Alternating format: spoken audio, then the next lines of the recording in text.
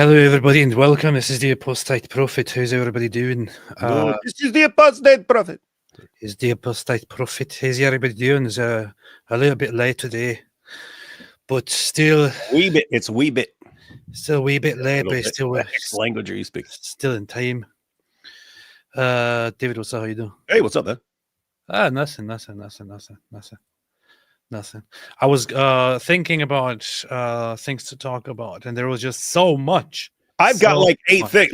Like I'm completely serious. I have a list because whenever a good live stream topic that's relevant pops up, I just jot it down so that it's ready to go at the drop of a dime. I have 8 on my list of things that can be talked about. Well, is that true? Is that true? Well, all right then.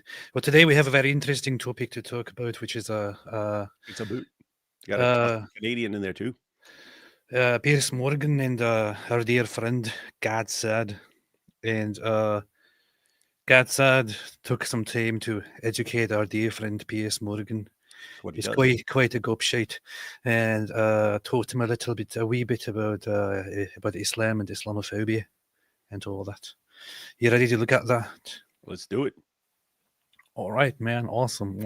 Hello, everyone. 20 minutes, 12 minutes late. What a record. It's not a record. There was a time that I was 40 minutes late or something like that because something got in between. You could do better. We let's get it to an hour. Let's get it to an hour late. All right. Let's quickly take a few super chats here. Up of Daddy said, AP and David, what your recent live streams have been awesome. Jump backed with info and sick burns. I love the way you guys took down Jake Slimy. Keep it up. Oh my goodness. That smug douche. I want to make a picture and be like if I don't know, if arrogance were a person or something. It's like he's like the embodiment of something. It's like every freaking extremely arrogant, narcissistic, condescending jerk you've ever seen in your life, all rolled into one. That guy is really, really annoying. Pretty bad, man. He didn't even accept any debate challenges. All I want is talk. It's weird too, because I had no clue who the guy was. I'd never heard of him, but then when I looked him up afterwards, he does lots of stuff and lots of speaking and lots of panel discussions and stuff with people like Alex O'Connor and all the people that we think of as having these kinds of discussions over there. So he was even on Joe Rogan. Yeah, Joe Rogan. See. And yet he's one of these guys who, if he disagrees with you on something, immediately starts pulling rank. And what do you think? Let me just lean in here and just smile. Oh, you're so funny with this. That would never fly if you had a PhD. I don't know what you are smoking, lady, but I am the ultimate authority on what the Quran does and does not say. Like, shut up now. So now I'm going to say a bunch of things that have nothing to do with this topic, but everyone will believe me because I have a PhD, and that's how things work over here. That's true. Hello, Yiri here said, I appreciate the color blocking yesterday. I think both were in a variation of Burgundy. More color coordination, s'il vous plaît. What does color blocking mean? I don't speak English very well. Do you mean because we had similar colors? Talking about our shirts, because it's definitely not talking about backgrounds. Because I didn't even notice that. I just put on. I guess unless just the curtains. I posted a year-old video on my Twitter of PBT defending Andrew Tate and showing he may have given him the idea to convert to Islam. Should play it. I think Andrew Tate always had the idea of converting to Islam. He always had it up his sleeves and up his butt to the idea that I can just convert to Islam. Patrick Bet-David. No. That's PBD. Oh, it's Patrick Bet-David. I don't know. Let me see. Jingoistic. Let me see. Jingoistic. What's up, Jingoistic, man? Jingoistic.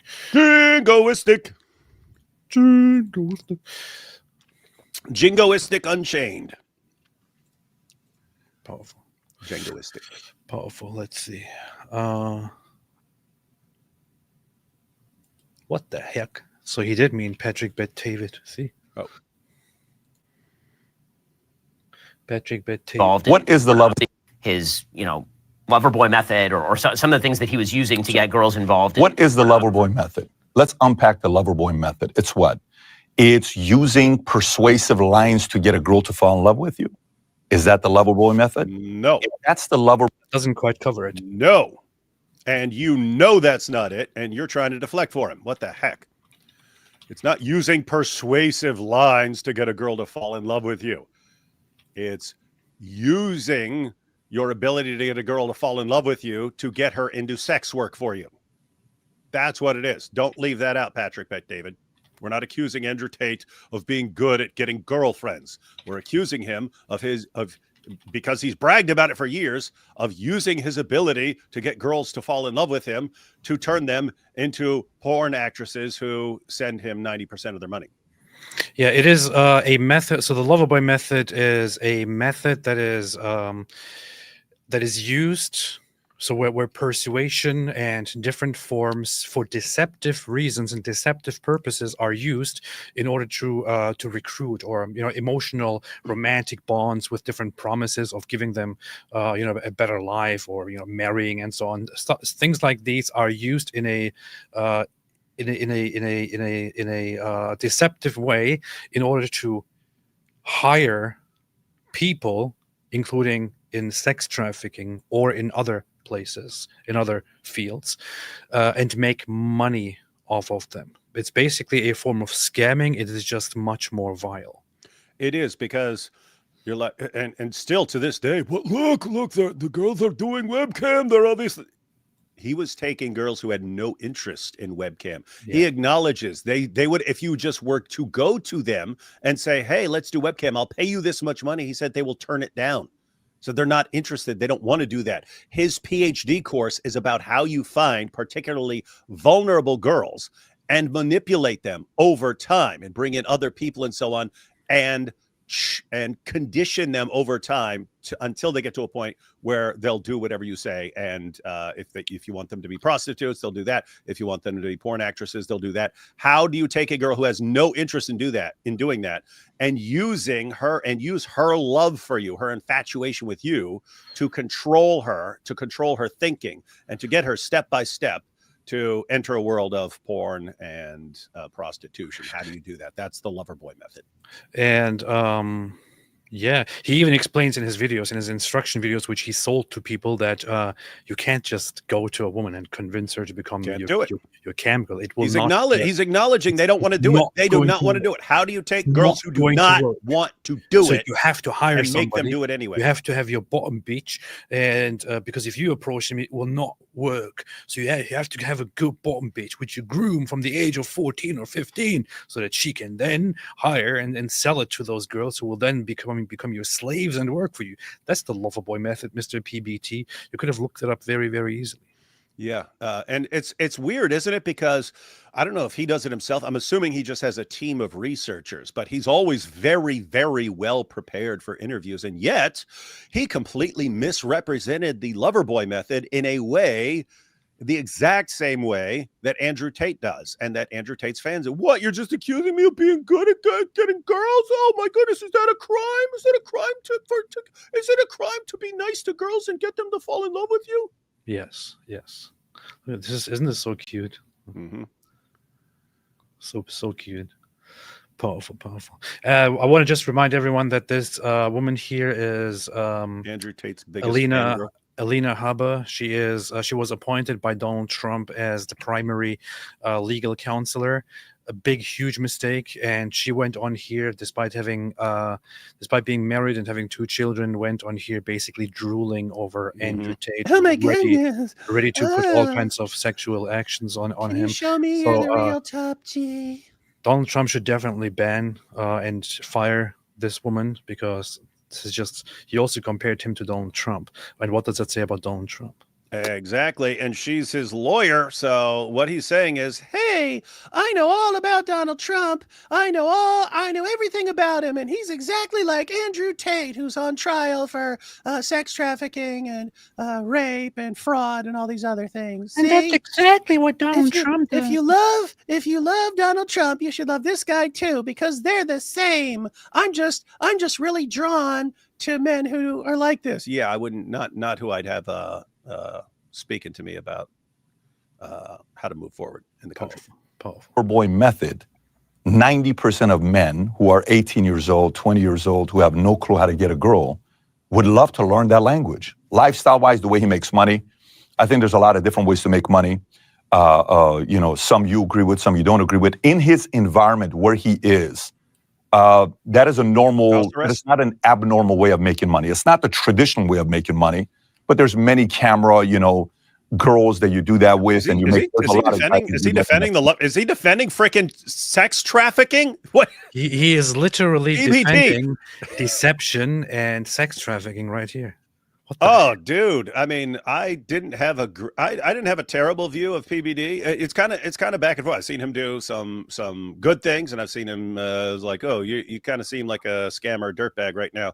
So I've seen both those sides, but right there, him actually like defending the lover. He's defending the lover boy method. I mean, he could do the same thing with these guys who the pimps who use the lover boy method. They wait for girls who are they know when girls run away from some area and they run away to a city and stuff, they know the stops that these girls get off, and they have people waiting for these runaways to get off a train and so on. And they go up to them, hey, oh, do you need a place to stay? No problem, we'll take care of you. Do you need some food? They take care of them. They get the girl to fall in love with them, and they don't mind waiting for months of this girl falling in love with them.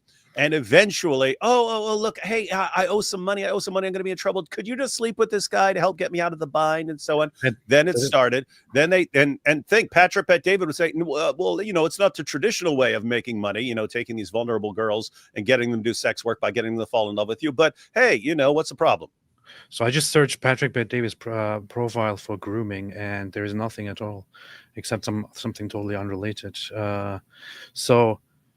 Apparently, he also doesn't have anything to say about the whole grooming gangs in the UK issue, which just makes a lot of sense now. Well, it's not the way everybody does things. AP taking these young girls, grooming them, drugging them, raping them, gang raping them, pimping them, beating them, torturing them, sometimes killing them. It's not the way, it's not the standard way to get sex, but who are we to judge? You got to do what you got to do. You got to make money somehow. So good point. Excellent point, PBD. Yeah. There's a reason why he's in Romania.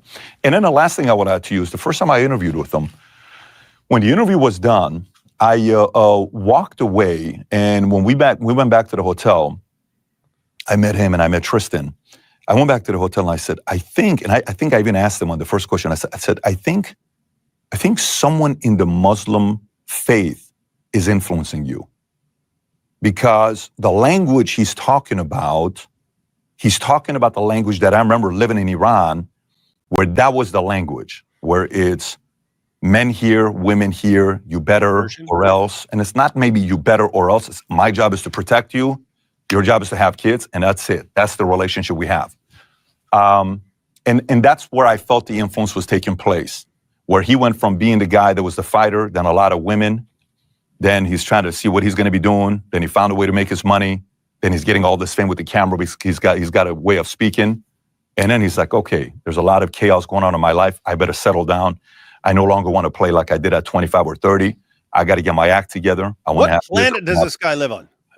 What freaking planet is he living on? Tate realized he's not going to be a fighter forever. He said there's not enough money in kickboxing, so he wanted to do something where he can make millions of dollars, and he decided to go into porn. Patrick Bet Dave is like, oh yeah, he was living wild as a fighter and stuff, and then he decided that he wanted to settle down and have a good family. What is this dude's problem? What planet is he living on? I just have one problem. Didn't he convert to Islam before this thing happened? Before his conversation with Patrick Bet David happened? You mean before he was on with Pat PBD? I don't know. Yeah. Or it was something around that time. I just wanted to see when that was, and then here's the funny thing: look at the Muslims; they're coping Five Pillars UK posted, Andrew Tate has been a huge disappointment since he converted to Islam. Thank you, Brother Hijab, for foisting Andrew Tate upon the Ummah as the new poster boy for Dawah. You did it, Hijab. You keep knocking out the bangers. You're the one who destroyed Yasser Qadi, destroyed the myth of perfect preservation. Your buddy Ali Dawah took out the scientific miracles argument. You're doing. We could not do this without you. But thank you. We were saying very clearly this is not going to go the way you guys think, and you couldn't stop. Why? Because you're desperate. You're desperate to have some sort of win, and the wins you've managed to come up with in the past 3 years were Andrew Tate and Sneeko.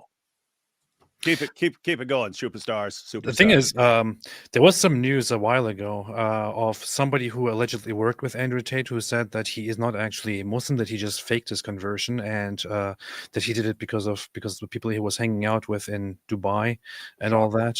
But that is something worth looking into as well at some point. But anyway, scumbag. That, and he kind of tried to figure out a way to settle down by converting to Islam and Muslim. But I felt settling like down someone by was converting to Islam. Converting to Islam and Muslim? What? Anyway. Which one, PBD? Message for Goat Hub. You see David Moore used clothespins to make himself look svelte in a yellow jacket for TV. Kind of puts new twist on pegging from behind. I guess I wasn't supposed to read that. Who that is or what any of that is. Alan Meeker, AP always procrastinates. It's true. That's why there's Socrates and there's procrastines. Yeah. BA actual Mehdi Hassan arguments. Some groomers were drinking alcohol, so they are not Muslim.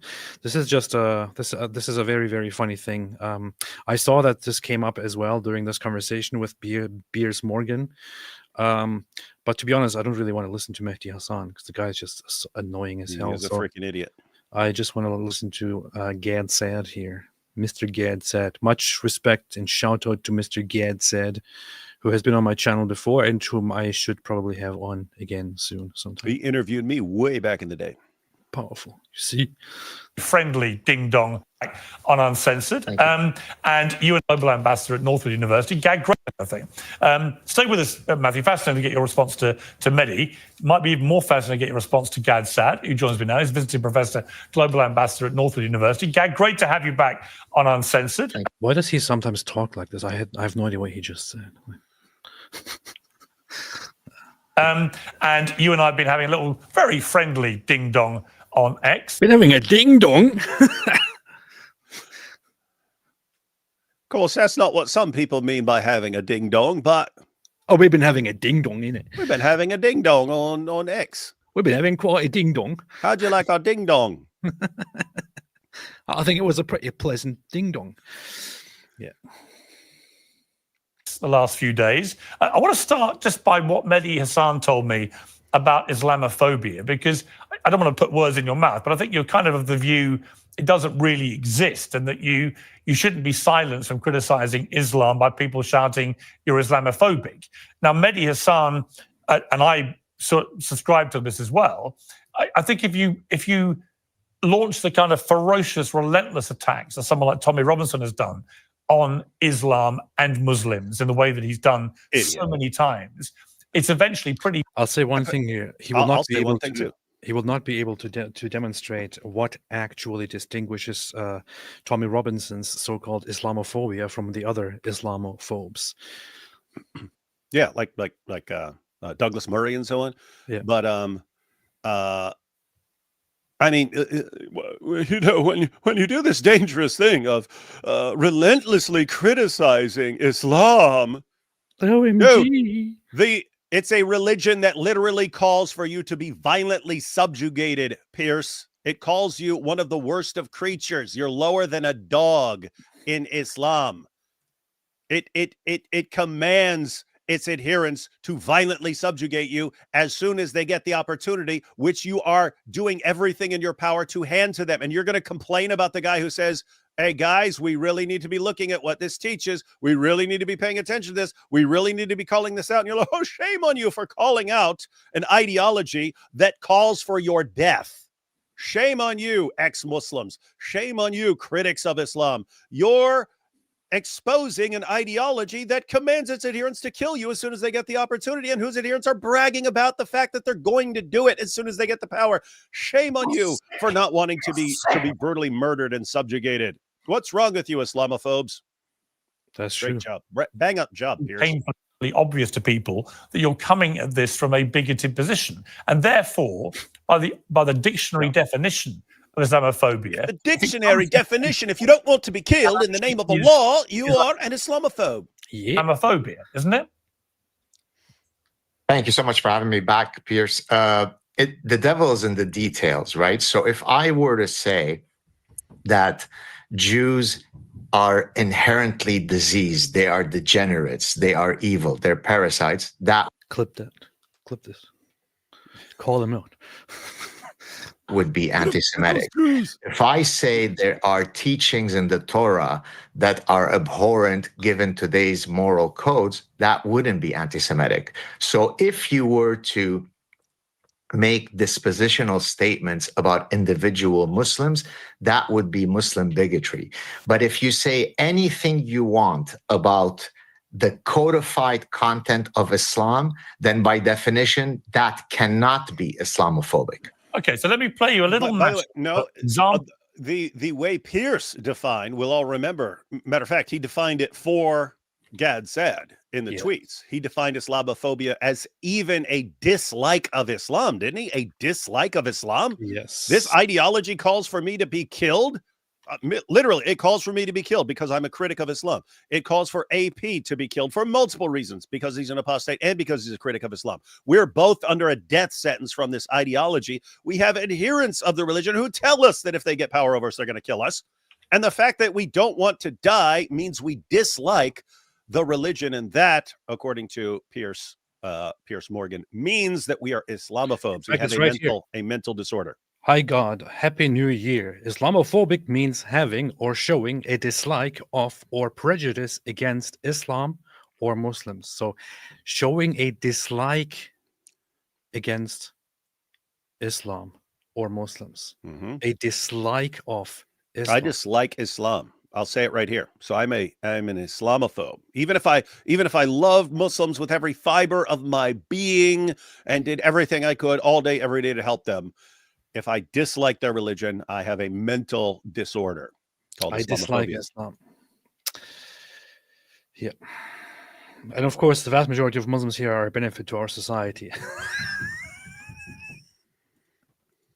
Examples, I would say, where Tommy Robinson has displayed Islamophobia by the criteria in the dictionary. Let's take a look.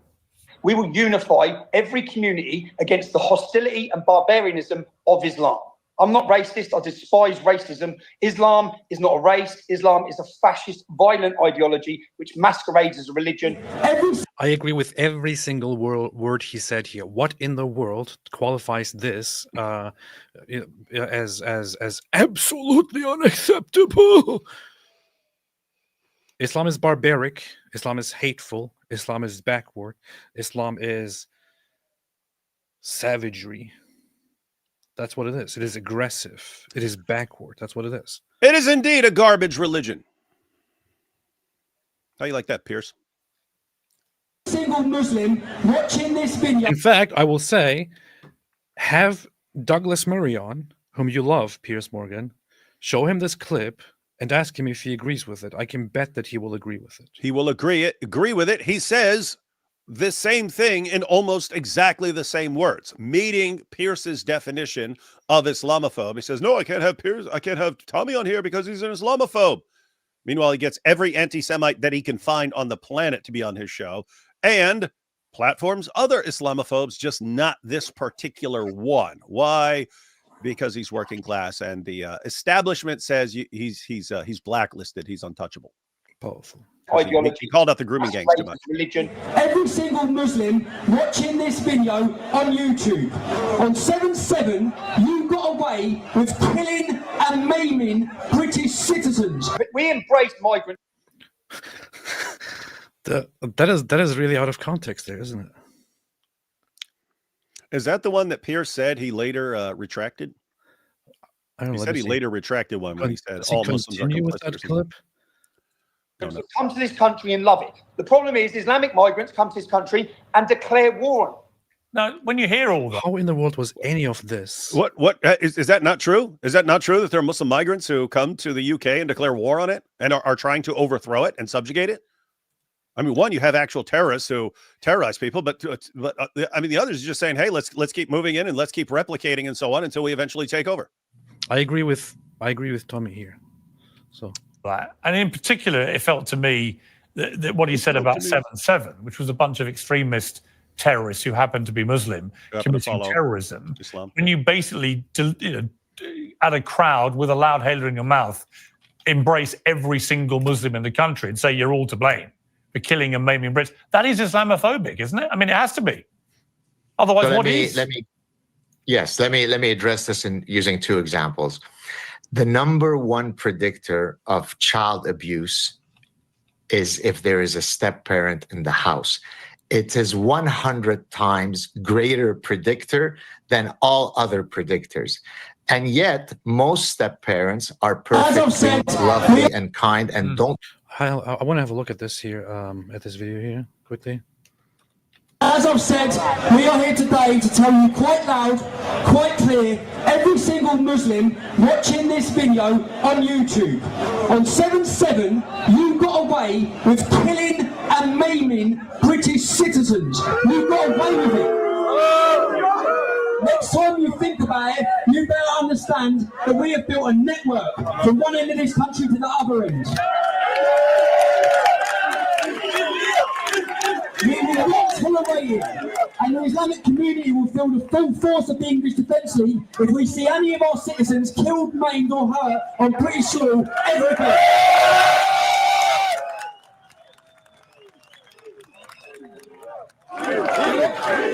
A lot of people like to say, am I getting arrested for my democratic right? So what he said here is, to every Muslim who is watching, on 7/7, you got away with killing British people. That's what he said. All right. Do you take that as him saying that all Muslims are responsible for the terrorist attack on 7/7? I'm sure you could twist it that way if you really want to. What is the big deal here? How does this make it unacceptable to associate with him? And I mean, think about this. Even if you say this is the worst thing ever, that's a long time ago. Yes. Talking about the 7/7 attacks back when he's the EDL. I mean, AP. Let's run through them. Nobody's perfect. Hey, we'll get Andrew Tate on and we'll say, oh, but that stuff was in his past. You can't hold that against him. So why wouldn't you just say, oh, okay, here's a young Tommy Robinson with it back in his EDL days, and shame on him for what he said. But that was a long time ago. And the funny thing is, why is it that if it's anyone he wants to interview on his show, it's, oh, those things were in his past, so we won't hold them against him. But if it's somebody doesn't, if it's someone that the establishment has blacklisted, then it's, oh, this person said this thing 15 years ago. So, you can never listen to that person again, ever. in fact, here's the funny thing. So here is the Guardian article, which directly is cited, which dealt with this. In this article, which was a long time ago. Long time ago. So they're describing their interaction with Tommy Robinson here. In an interview with The Guardian, Robinson, whose real name is Stephen Yaxley Lennon, said he was stopped dead naming him. Said he was sorry for helping to create a culture of us and them and for frightening the UK Islamic community. Pressed as to whether he was sorry? Believed it was wrong to blame every single Muslim for getting away with the 7 July bombings and for calling Islam a fascist and violent religion, he held up his hand and said, I'm sorry.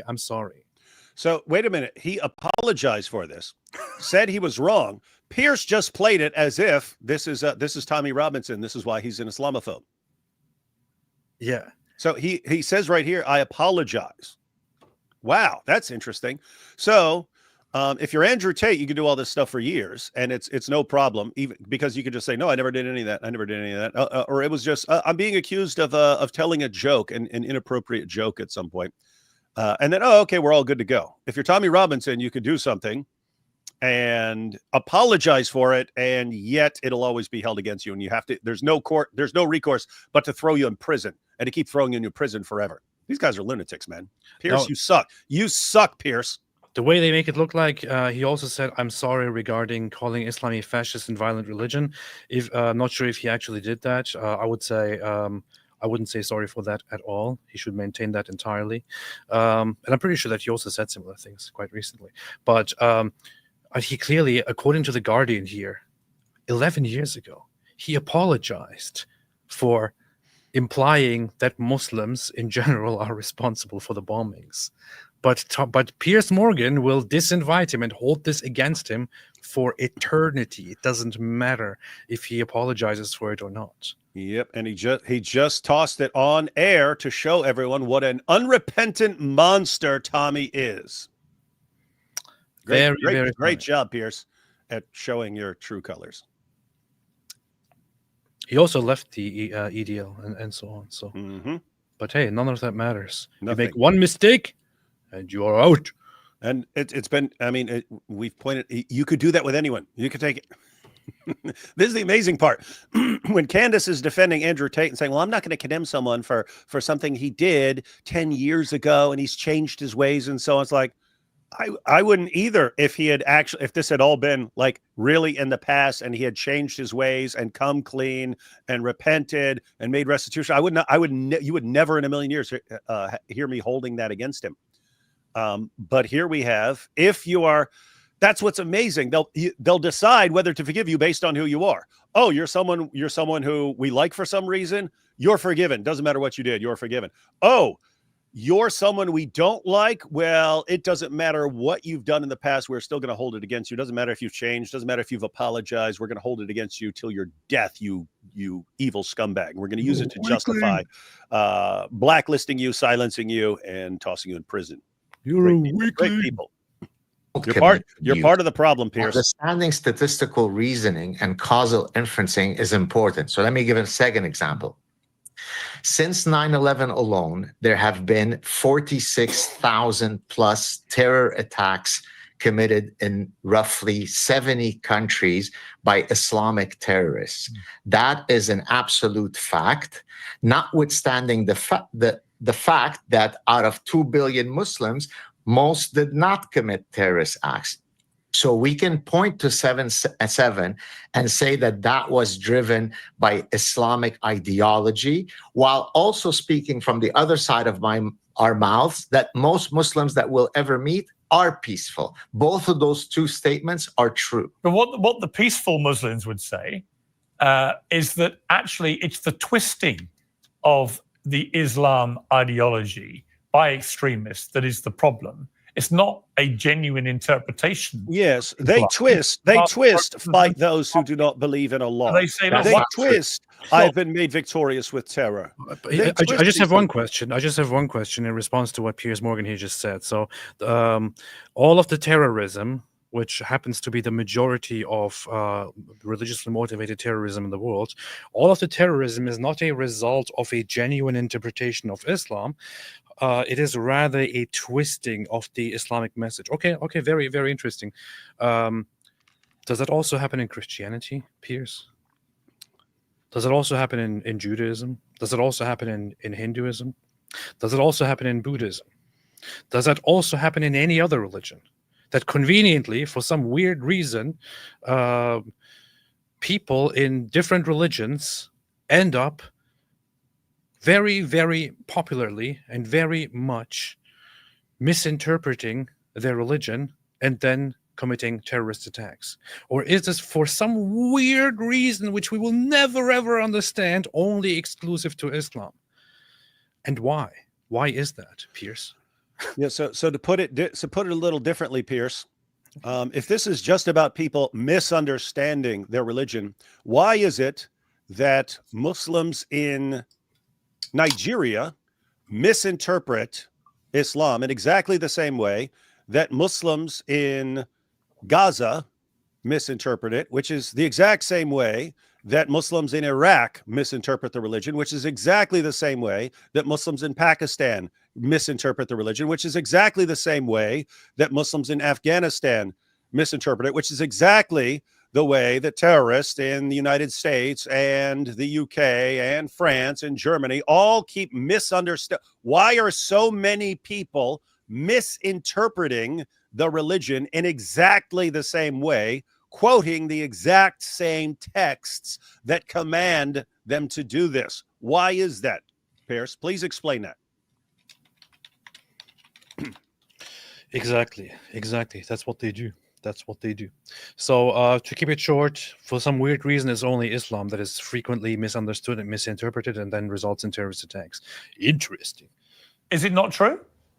No, it isn't. If that wasn't true, so then wouldn't de facto most Muslims commit acts of terrorism?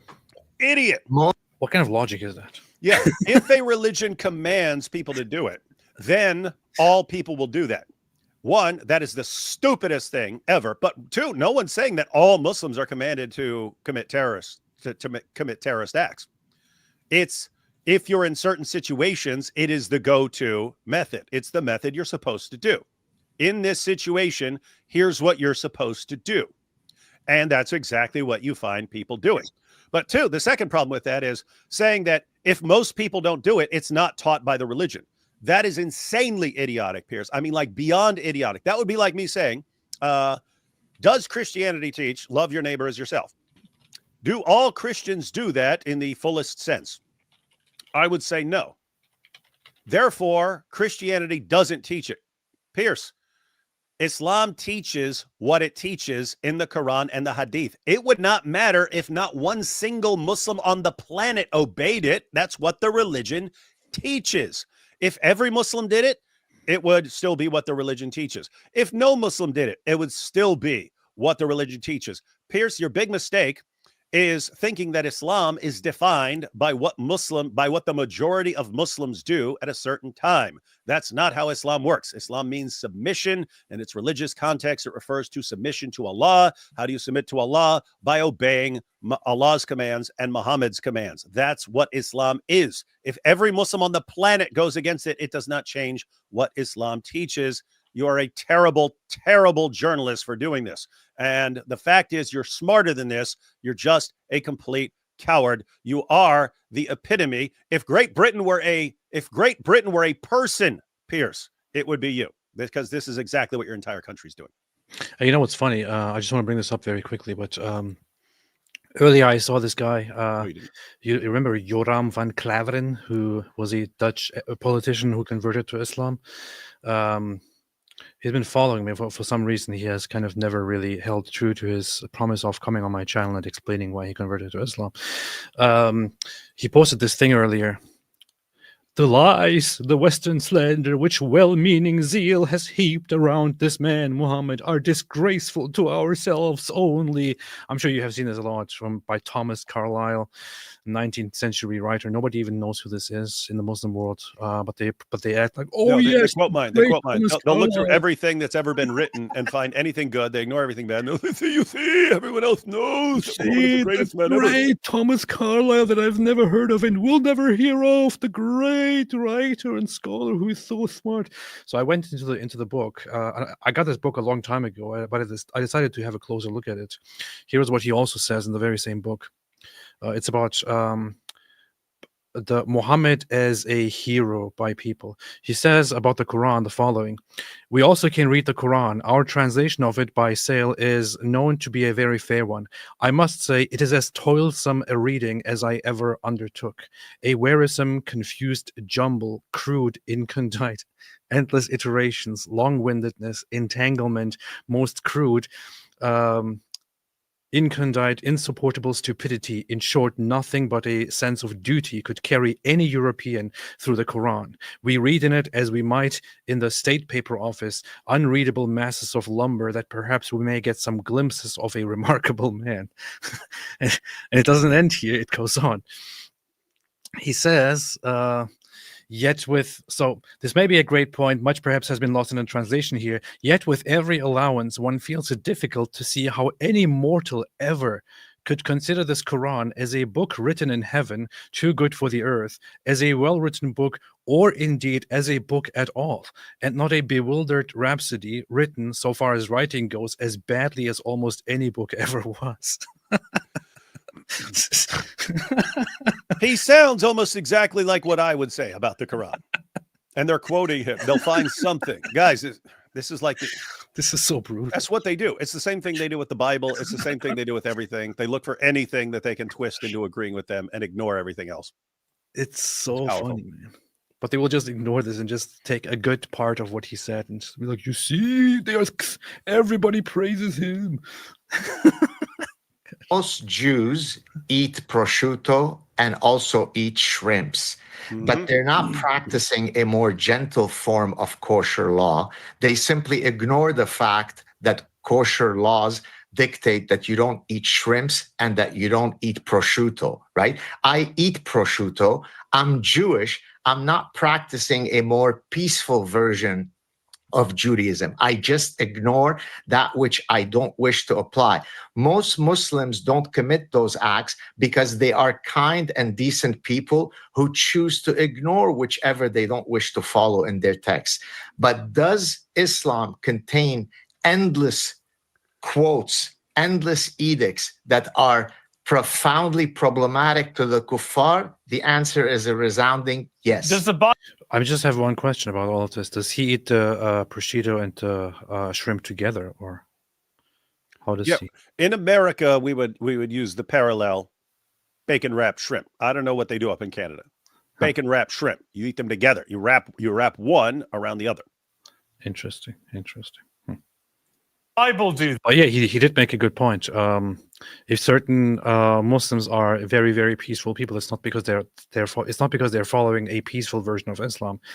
It's because they're just not following it the way maybe they should be following it. And he gave an example because according, like Piers said, well, if that were a rule, then almost all Muslims would be doing it. And Gad Saad's response is, well, following your reasoning, Judaism does not tell you not to eat shrimp or pork because you have so many Jews who do.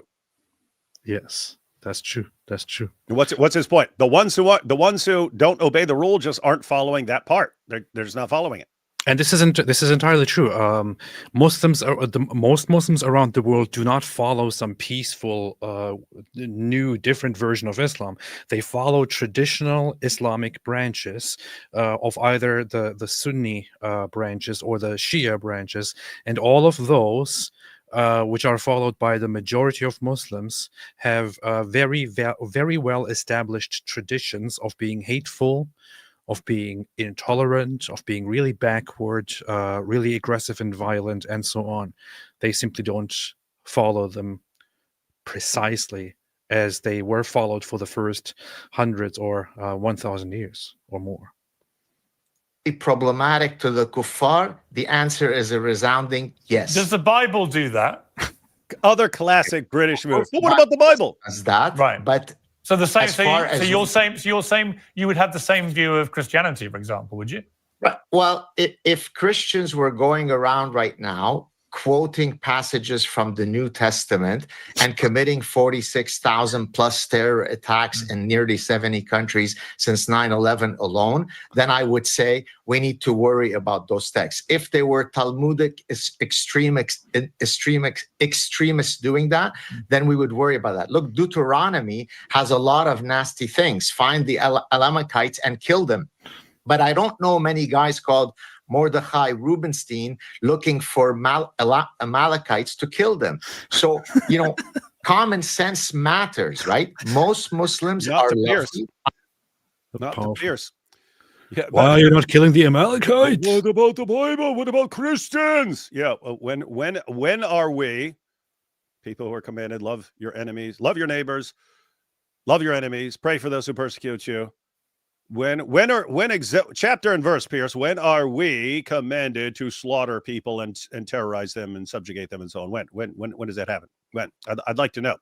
So, gosh, he raises the objection for stupid people because most of his audience will be thinking, oh yeah, it's just like the Bible. But people don't follow the Bible, so that maybe that's with the Muslims, so you can't do it all. It's all the same.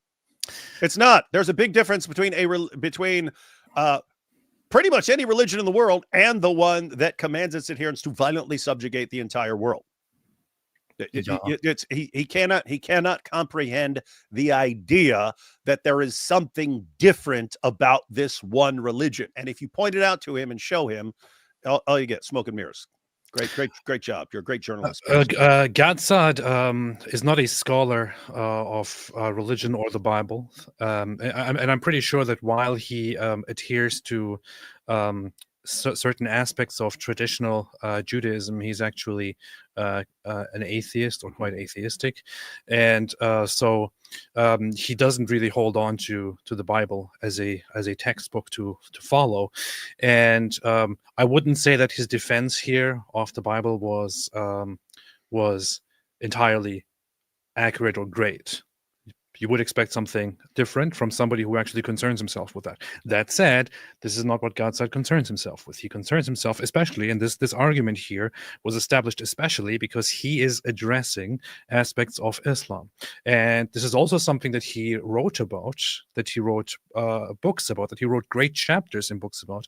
In fact, I have his book, The Parasitic Mind, here, where he dedicated quite a bit of a chapter to Islam as a mind parasite, and the things that it does. And he seems to have really done his research on that.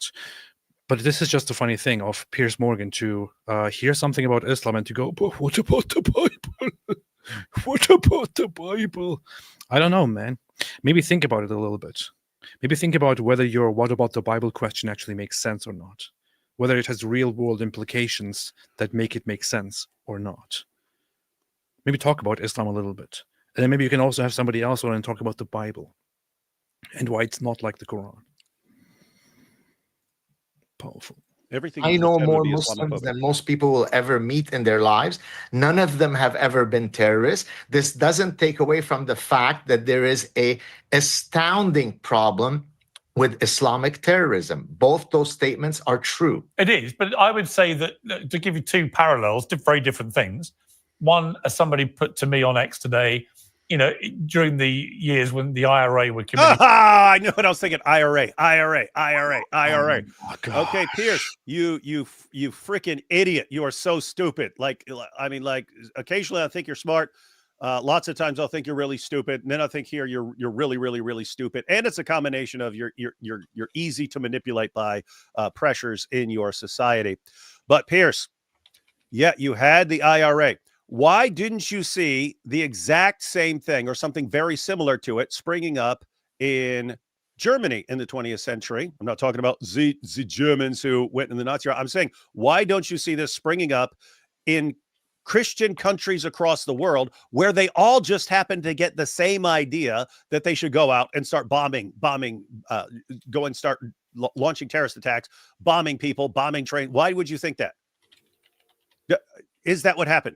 Do you see Christians across the Christian world all getting the same exact idea? Do you see someone when they suddenly convert to Christianity go, hey, I just converted to Christianity. Now I want to go join a terrorist group? Because that's what you see in Islam. One, across the Muslim world in completely different cultural contexts. Nigeria, Iraq, Pakistan, Afghanistan. Those are completely different cultures. They all get the same idea about terrorizing the unbelievers in the name of Allah. And then over and over again, how many hundreds of times have we seen this where you get a new convert, a brand new convert, and he decides 2 months after converting that he has to go and join some terrorist group?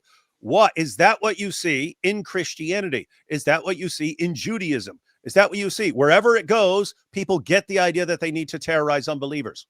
Is that what you see? No. Are these things parallel? No. Should you be smart enough to see this? Yes, but you don't. Why? Freaking idiot. Piers, would you listen to yourself, you fucking idiot? When you talk about the IRA was not a religious organization. It was not a religious organization at all. You're stupid, you gobshite. It's an organization of leprechauns. They are searching for their pot of gold, and sometimes you got to drop some bombs. Here is the thing. Sometimes you have to blow up some trains. People like this, because the IRA had a had a Catholic element in their background repeatedly do this very idiotic, dumb thing of like, oh, they were religious Catholics, and why did they do it? The IRA was not a religious Catholic organization. The IRA was a secular organization coming from a distinct Irish Catholic background. That's what it was. They were secular. They were explicitly secular, and they were very much they had secular goals. They never had a goal of like, we are fundamental Christians, Catholics, and we will establish a Catholic empire, and we will rule by nothing except Catholicism and Christianity. This is not what the IRA is. So drawing this stupid parallel between Islamic terrorists and the IRA is just incredibly, ridiculously dumb. Yeah, and so here's the issue, Piers. Here's the issue.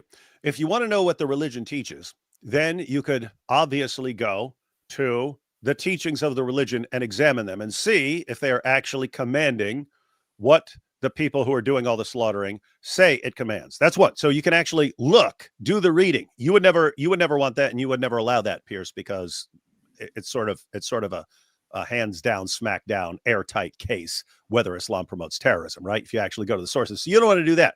So the other thing you can do is you can look at the population and see what the population does. That seems how Piers judges it. So he says, oh, most Muslims aren't terrorizing, therefore it's not what he decides what the religion teaches based on like a sort of majority vote type thing. But if you want to judge what the religion teaches, suppose you never are, for some reason, you're never able to even look at what the Quran teaches. It's impossible, even though it's very easy to do. Pretend it's impossible, and you just had to judge what Islam teaches based on what Muslims do. Then you should be saying, hey, if enough different Muslims from enough different parts of the world, from enough completely different groups, all come to the exact same idea about what they're supposed to do in terrorizing unbelievers, it seems like you might assume that there must be some reason, there must be some teaching in it that they're interpreting that way, and that completely different groups can interpret it that way. It's not, you don't have to be forced by some charismatic leader to misread it in a certain way. You could just take a person and put them up in Alaska and give them Muslim sources and say, hey, what do you read that and tell us what you're supposed to do? And for some reason, lots of them will think, oh, I'm supposed to terrorize the unbelievers in the name of Allah. Why is that? Apply the exact same reasoning, Piers. Apply the exact same reasoning. Do you see Christians around the world suddenly concluding they have to terrorize their enemies in the name of Jesus? No, you don't. If you did have that, then yes, you might want to say, we should maybe want to take a look at this and see if there's a reason they're concluding this. Now, Mark Kraft is here. I'm not sure exactly what you mean by this comment when you say you're correct about the IRA. Neither is the PLO or Hamas. I hope you're not saying what I think you're saying. It's exactly what he's saying. Which is that PLO and Hamas are not religious organizations. So, especially Hamas. I have to tell you one thing, which is Hamas is literally an abbreviation for Islamic Resistance Movement. It is explicitly Islamist, always has been Islamist, and its aims are fulfilling the promises of Allah and establishing Islam as the sole authority over everybody, eradicating the Jews as promised by the Prophet Muhammad, and also to establish the beginning or the foundations of an Islamic caliphate. So if you are genuinely and seriously suggesting here that Hamas is not an Islamic organization, please, I beg you to go back and to start reading and to educate yourself again. It clearly didn't work out very well. When it comes to the PLO, yes, the PLO is an organization that is on its outset primarily a nationalist organization. That said, the PLO also had and still has in its charter Islamic aspects and is not distinctly different from Islamic influences. In Muslim society, you can declare yourself secular while you still appeal to Islamic elements. In fact, under the PLO guidance, the so-called Palestinian Authority instructs its mosques to teach people that the prophecy will come true and in the future they will eradicate the Jews. If you want to give a proper example of an explicitly secular organization, you should go for the PFLP, of course. It's just you're doubling down and saying it has elements of socialism, and please be quiet. You're wrong, and that's okay. Yeah, what an idiot. And he still had Hamas. I mean, they're quoting Muhammad in their charter for why they have to do this and so on. And just look up the people in the group. Not a lot of atheists and other people in Hamas there, Bud wrote. But again, he still hasn't addressed the issue. If the IRA were somehow had an idea that somehow springs from Christianity, you should see the same idea springing up everywhere Christianity goes. Okay, take Hamas. Look at how they deal with their problems. What do they do when they have a disagreement with someone? They seem to act in a very similar way to Boko Haram in Nigeria. Very similar. They act very similar. They both seem to act in a very similar way to ISIS and to Al Qaeda and the Taliban. The Taliban's all the way out in Pakistan and Afghanistan. Why are all these groups from across the Muslim world, completely different ethnicities, completely different cultures? Why do they all come to the exact same conclusion about how they're supposed to interact with their enemies and that they have to subjugate the enemy? Why do they all come to the same conclusion? Look at this. Literally, the Hamas covenant starts like this. The covenant of the Islamic resistance movement. In the name of the most merciful Allah, you are the best of nations that has been raised up, directly with the Quran verse. In the name of the most merciful Allah, and so on. And then continues to promise in Article 7 that the day of judgment will not come about until Muslims fight the Jews and so on. Directly Richard Dawkins, taken from Muhammad himself. This is an Islamist organization, a clearly distinctly Islamic organization. In fact, the primary reason why Hamas was established and the primary reason why Hamas became successful is that their claim, which was quite accurate actually, was that Islam had become too loosely followed and practiced and been replaced by different forces with secularism, and that it is the time has come to revive Islam because Islam is the only way. This is how Hamas came into existence. You see, they keep quoting the Quran because they're secular. Yes. This is what the secular people do. This is probably a dope. There's probably a dope who would say ISIS is secular and Al Qaeda is secular, and every organization that's fighting so that Islam is supreme and that all unbelievers are subjugated in the name of Allah. They're all just actually secular communist organizations. If it's an Islamist organization, then why did they name themselves after an Egyptian goddess, ISIS? It would be like saying, well, then all, according to Tommy Robinson, his logic would say all Irish people are to blame for the maiming and killing, right? Which clearly would have been an outrageous thing to say. Secondly, and then he would have apologized for it, and you would still be holding it against him. It was intense that I would even draw this parallel, but I said, why not? If you look at the number of mass shootings in America in the last 30 years, they're almost exclusively perpetrated by deranged young white men. So does that mean that we should, by the same logic, say, well, there's all these terrible mass shootings? Is he really this stupid? Is he really this stupid? Yes. What shared ideology do all young white people share, Piers? That you could say, hey, we have a problem with the ideology. What ideology do they share? What ideology do they share across the board? And they're quoting this, and it's compelling a disturbing number of them to actually go out and slaughter people. What is it? Show it to me, Piers. I don't know what it is. But when with the jihadis yelling Allahu Akbar, we're here to subjugate you, we're here to fight you in the name of Allah, I know exactly what they're talking about. I know exactly where they're getting it from. They tell me where they're getting it from. So I say, oh, we've got a problem here. And literally everything Piers says is the most ridiculous smokescreen that we've heard for the past 20 years. We've been hearing this since 9/11. Everything. But most people aren't doing it. But what about Christian? But what about the IRA? Piers, come on, man. Bring up Westboro Baptist Church. That's the one you're missing. Oh, Piers, don't forget. You got to bring up Timothy McVeigh and bring up Anders Breivik. Bring that up. You got to. It's freaking dope, man. Powerful. Dude's a joke. Powerful. Piers is terrible, man. It's weird because I've always kind of liked Piers, but this is like beyond awful. Powerful. Same type of profile of person. Therefore, all young white men in America have to be treated with deep suspicion, which is what Tommy Robinson that's where his logic takes you. That's why I have a That's problem. where his logic. That's where his logic took him in one statement that he apologized for. Shame on him. Banging the drum about the rape gang scandal. He's been absolutely right about that. It's just he's such a flawed messenger for all sorts of other reasons. And go ahead and pause it real quick. I just wanted to point out, because he keeps trying to draw parallels and saying, look at this, why is it this? Because it's a completely different situation with no parallels, Piers. If you wanted a parallel, Piers, if you wanted this to be a parallel, we would have to actually make it parallel. So suppose you had all of a sudden 46,000 instances of young white people in the United States randomly just waking up and going up and shooting up their schools. Suppose you had that, thousands of them, thousands of young white people going around shooting up their schools. And then you found out that all young white people share a common ideology. They have adhered to a book.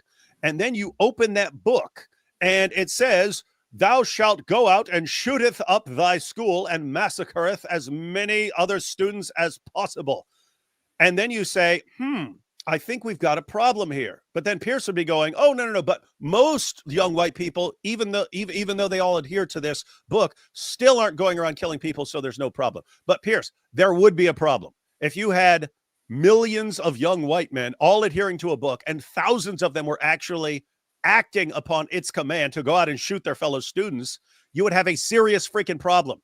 And you would have an obligation as a journalist who isn't a complete idiot to look into that and to say, where are these guys getting this idea? Where is this? We have a big, dangerous situation here. We need to go to this book. We need to expose this book. We need to tell people not to follow this book. Yes, that would be the case if that were the situation. It's not. Stop pretending that it is. In Islam, you have a ton of people who are all following this prophet who said, I've been commanded to fight people until they say there's no God but Allah and Muhammad is his messenger. Fight those who do not believe in Allah. I've been made victorious with terror, not with hugs, with terror. That's a freaking problem, Piers. True. It's because the messenger the rape gang scandal. His reasons. I also briefly want to mention one thing, which is that so Tommy Robinson did great things, but is a flawed messenger, which is why I will not have him on.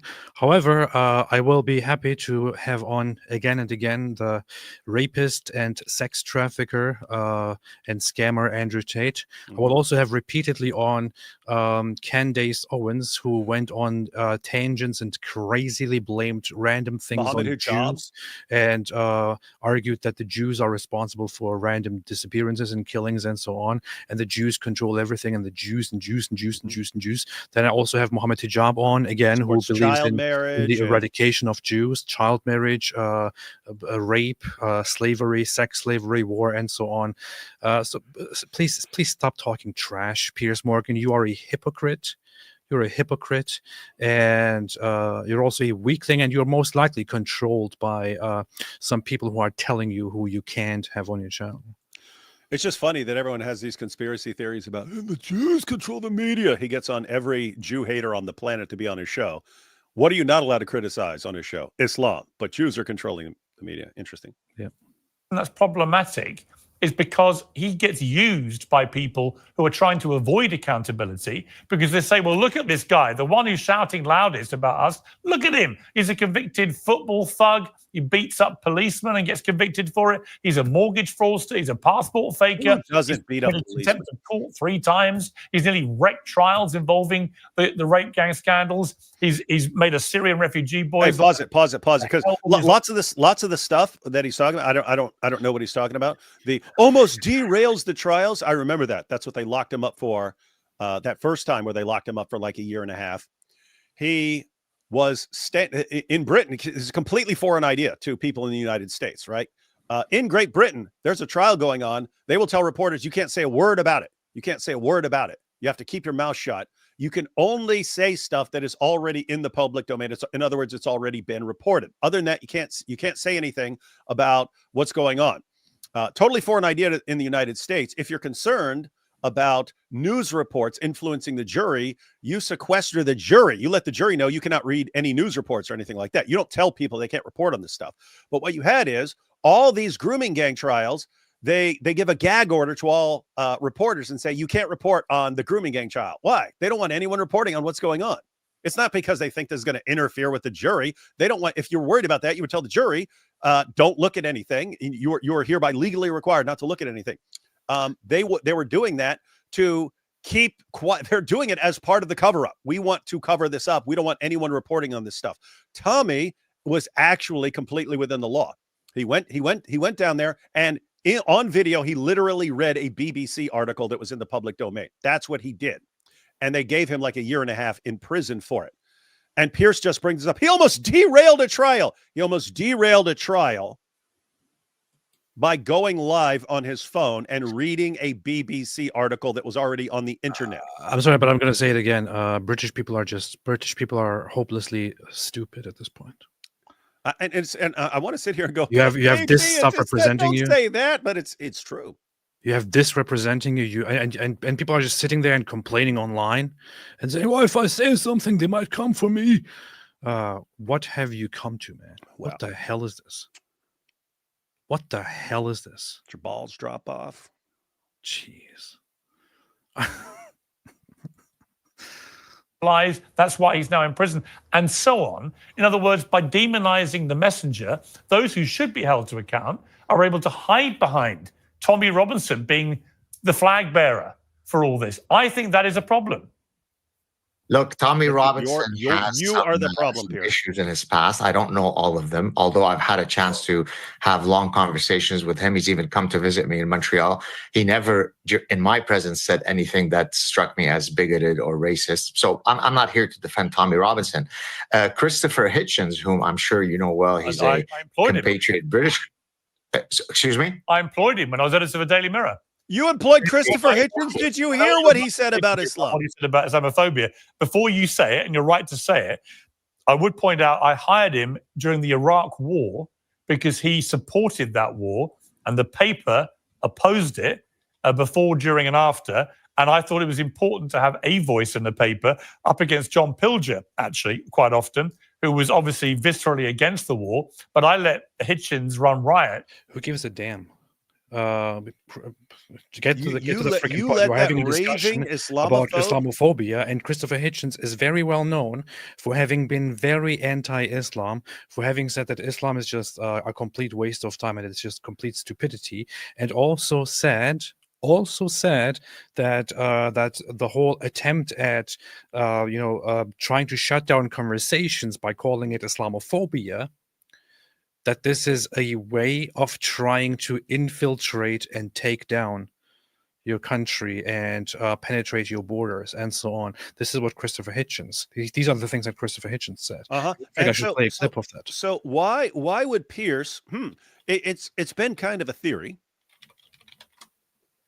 We brought it up before, that if you are the very well educated intellectual type of British man, you can blast away at Islam all you want. You're totally fine. You're not an Islamophobe because you have the smart sounding British accent, the Richard Dawkins accent, the Christopher Hitchens accent, the Douglas Murray accent. Those of you in Great Britain, those of you with that kind of accent, anything you say sounds far more intelligent to us.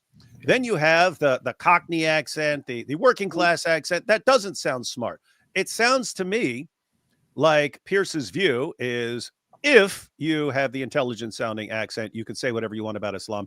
If you don't, it doesn't matter what you say. And if you say something, if you could say something 50 years ago and spend the next 50 years apologizing for it, I will still hold it against you because of your accent. Okay, let's get through it. This is very urgent business, ladies and gentlemen. I beseech you. Resist it while you still can, and before the right to complain is taken away from you, which will be the next thing. You will be told you can't complain because you're Islamophobic. Mm-hmm. The term is already being introduced into the culture as if it was an accusation of race hatred, for example, or bigotry, whereas it's only the objection to the preachings of a very extreme and absolutist religion. Watch out for these symptoms. They are not just symptoms of surrender, very often ecumenically offered to you by men of God in other robes, Christian and Jewish and smarmy ecumenical. These are the ones who hold open the gates for the barbarians. The barbarians never take a city till someone holds the gates open for them. And it's your own preachers who will do it. Who are the barbarians? Your multicultural authorities who will do it for you. Resist it while you can. And if you wonder what will happen if you don't, look and see how a cricket team in Middlesex in England had to change its name by force last week because it was called, and had been for years, the Middlesex Crusaders. Look and see how stories about little pigs can't be taught to children in English schools anymore, lest offense be taken by the religion of peace. Resist it while you can. This was 2013. And this is Piers is employing him. In fact, I think, wait a minute. When was it? No, this was 2009. Yeah, 2013 would have been a little too late. Yeah, that's true. This was 2009. 2009. And he also said other things like these, for example. Muslim, I'm very ruffled by the title of your book. Settle for the literal negation of Allahu Akbar? Yes. I thought so. Thank you for that. Thank you. At the moment, it's very clear to me the most toxic form that religion takes is the Islamic form. The horrible idea of wanting to end up with Sharia, state of religious law, and that the best means of getting there is jihad, holy war, that Muslims have a special right to feel aggrieved enough to demand this, I think is absolute obscene wickedness, and I think their religion is nonsense. God speaks to some illiterate merchant warlord in Arabia, and it contains the answers to all human. Don't waste my time. It's bullshit. But you're saying the same about also that God speaks. The Archangel Gabriel speaks only Arabic. All religions claim to be revealed truth, but Islam rather dangerously says ours is the last and final one. There can't be any more after this. This is God's last word. Now that's straight away a temptation to violence and intolerance, and if you note, it's a temptation they seem quite willing to fall for. Every Allahu Akbar reminds people that we're in a very serious struggle with a very depraved religion. Here's the thing. Really harsh words. Yeah, AP. If Tommy Robinson had said the exact same thing, like word for word, that exact same thing that Christopher Hitchens just said, Tommy Robinson said it with his accent and not with the educated British accent, Piers would be playing the clip right now in the show saying, you see, this is why we could never listen to this man. Instead, it's brought up Christopher Hitchens saying the exact same thing that Tommy Robinson would say, but in an educated accent. Oh, yes, he works for me. Yes, I love the man. The man can do no wrong. I think, just so you know, I think the word you're looking for with the English that he speaks, I think it's called the received pronunciation or upper received pronunciation. No, it's called posh. Posh. The posh accent. The posh accent. Posh traveling life for me. Yeah. Even though I thought he was completely wrong, and even though I look back on it now and I'm convinced he was completely wrong. So Hitchens... Isa says, AP, your opinions about us Brits are disgusting. You're wrong. Well, you are wrong and you're disgusting. So, Shulkas, hey, David, Alex O'Connor uploaded a video today about Wes on Joe Rogan, about Wes Huff. Around the 4-minute mark, he talks about Jesus's divine claims and says he's going to make a separate video about it. Just an FYI for your upcoming debate. Just so you know, David. Keep that in mind. But hey, Mr. British guy who says your opinions about us are very, very bad. Just want to tell you one thing. I don't despise British people. You should understand what I'm doing. Cuisine, you should understand what I'm doing when I talk about this kind of stuff and when I say that British people are very, very stupid. What I'm telling you is how stupid can you be? On the contrary, I love the British history and the British culture and what British people have established and what they have accomplished and so on. But how stupid can you be to nowadays allow for an environment where you literally let people get away without even judging them, by raping, grooming your daughters? How could you be so stupid that you have people like Piers Morgan, who claim to be uncensored, tell you what you can and cannot think, and cannot say about Islam? How can you the narrative to just continue like this? Yes, it's easy for me to say. It's very easy for me to say. It's also easy for you to say. It would also be easy for lots of British people to stand up and to loudly and angrily voice their opinions in a proper way about Piers Morgan here, for example. Like, how is this the most watched show on the internet in Britain, and nobody says a single word, apparently, or nobody says a proper word except for some key people like Tommy Robinson or Maher Tusi about how this guy is policing what is and is not acceptable in the English sphere. It's just you guys have become so pathetic, which also shows itself in elections. Whenever there are elections, I know you tell me, oh no, it's the left, it's the establishment, it's this and this and that. Look at the election results, man. You still vote for the freaking Tories. You still vote you vote for the freaking Labour Party. You vote for other ridiculously disgusting moronic parties that are out there. And those who don't vote for them, aside from the very, very few who actually vote for some constructive, revolutionary new parties that want to take care of of British people, some then leave that fold and go for dumb things like voting for literal Nazis and fascists and saying, "Oh, we just fought for the wrong side during the Second World War," and so on. You are split between a giant mass of cowards and morons, and then also a small minority of absolutely insane idiots who fail to see the point. Your population is just so ridiculously dumb at this point.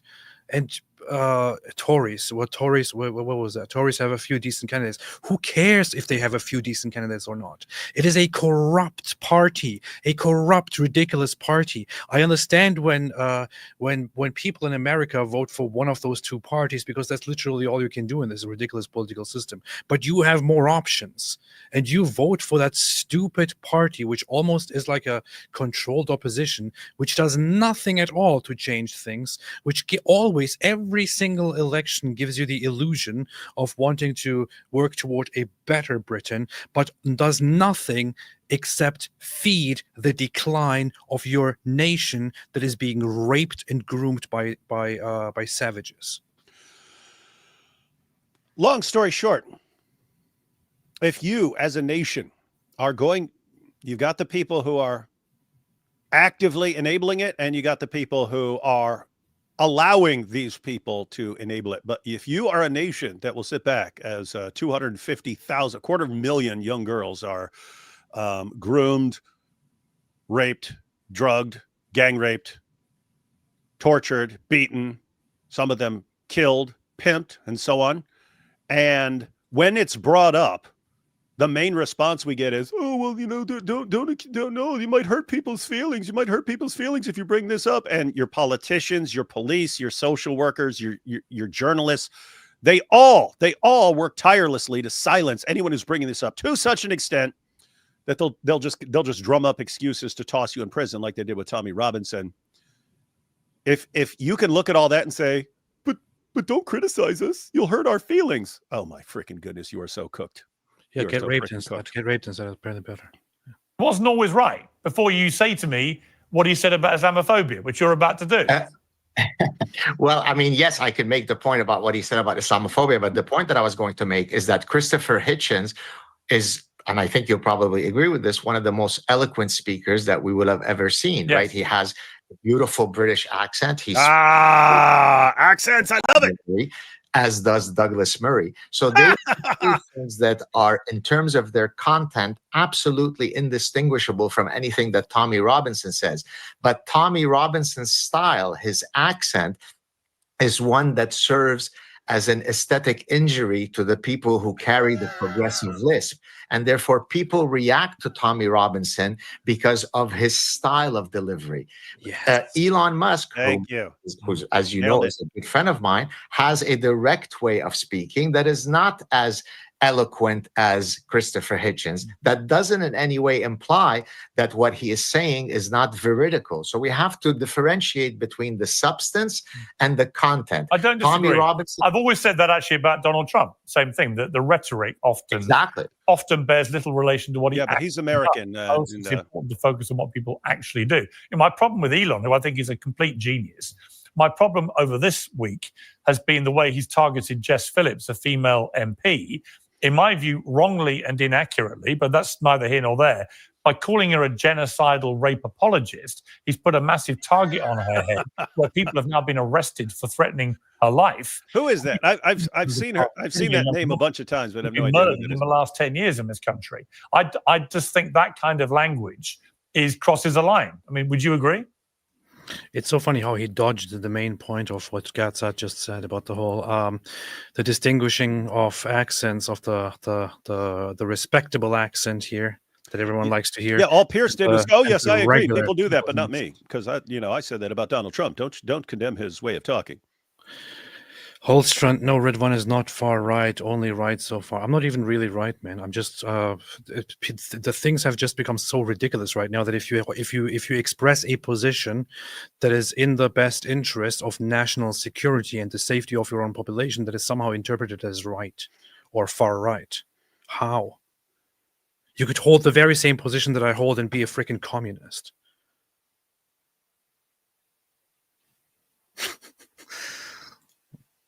Look, I hear you. I get that. I've been accused of being the orchestrator of the killing of Gazan children. I sit as a professor who's 60 years old in Montreal doing evolutionary psychology research. I have nothing to do with the killing of anyone in Gaza, yet I am the baby genocidal killer. So, of course, I empathize with the point that you're making.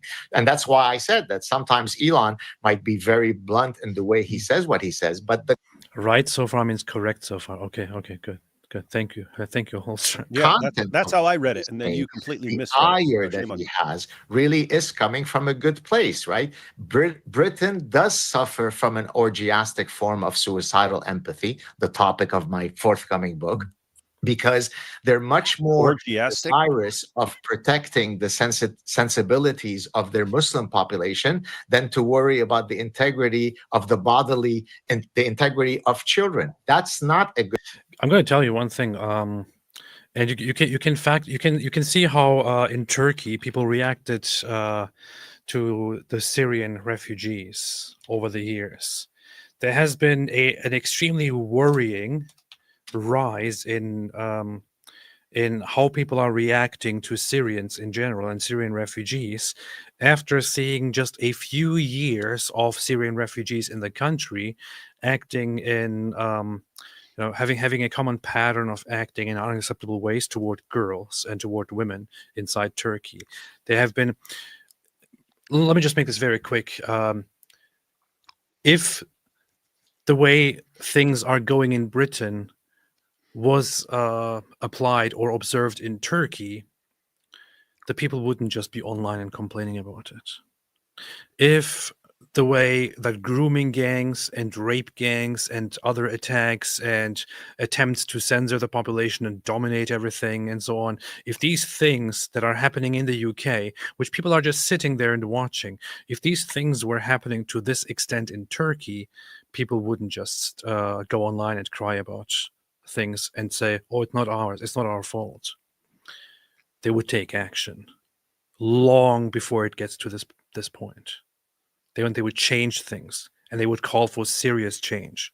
They wouldn't just go online and complain and say, well, we just can't do anything, man. It's just establishment and stuff, This is why I'm saying that Western people have a very Western people have a very polite and civilized and diplomatic way of handling certain problems.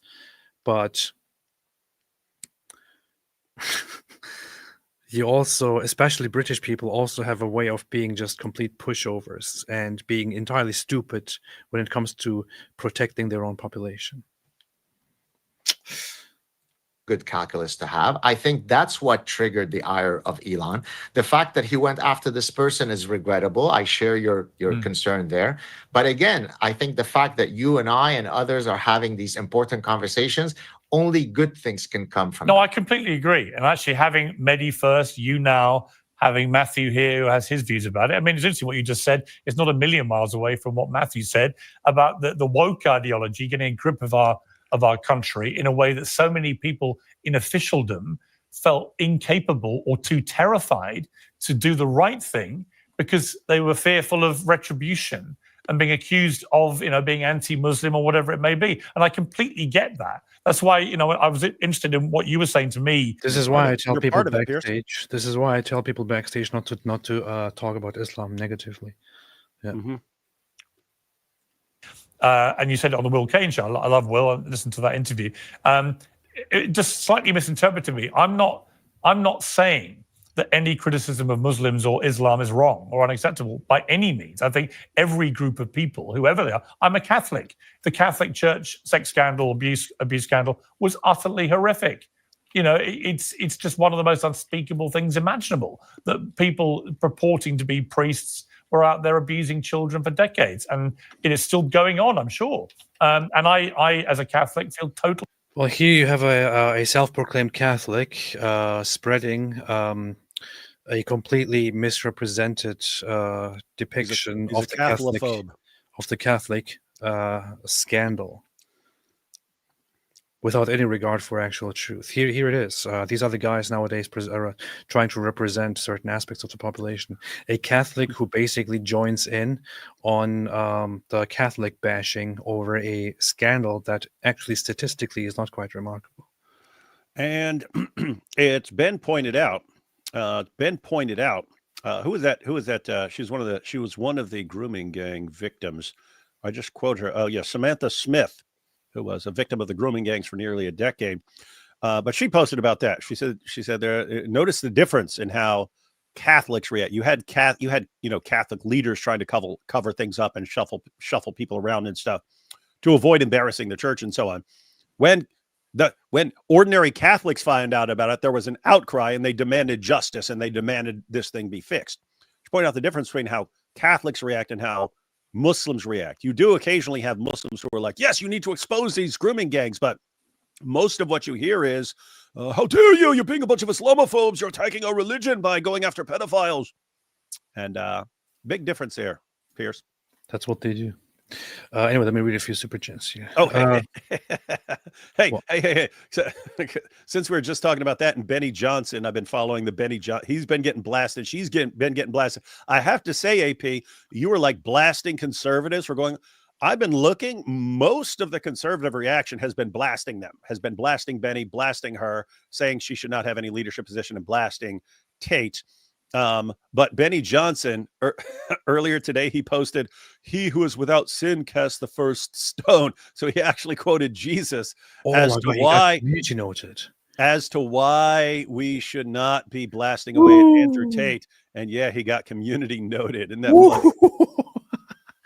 Benny Johnson said, "He who is without sin cast the first stone." John 8:7. Community note: Jesus said this when forgiving a woman about to be stoned for adultery, but called for repentance, saying, "Go and sin no more." Andrew Tate has never expressed any repentance. Recently, he also refused to accept a woman's apology for comments she made about him.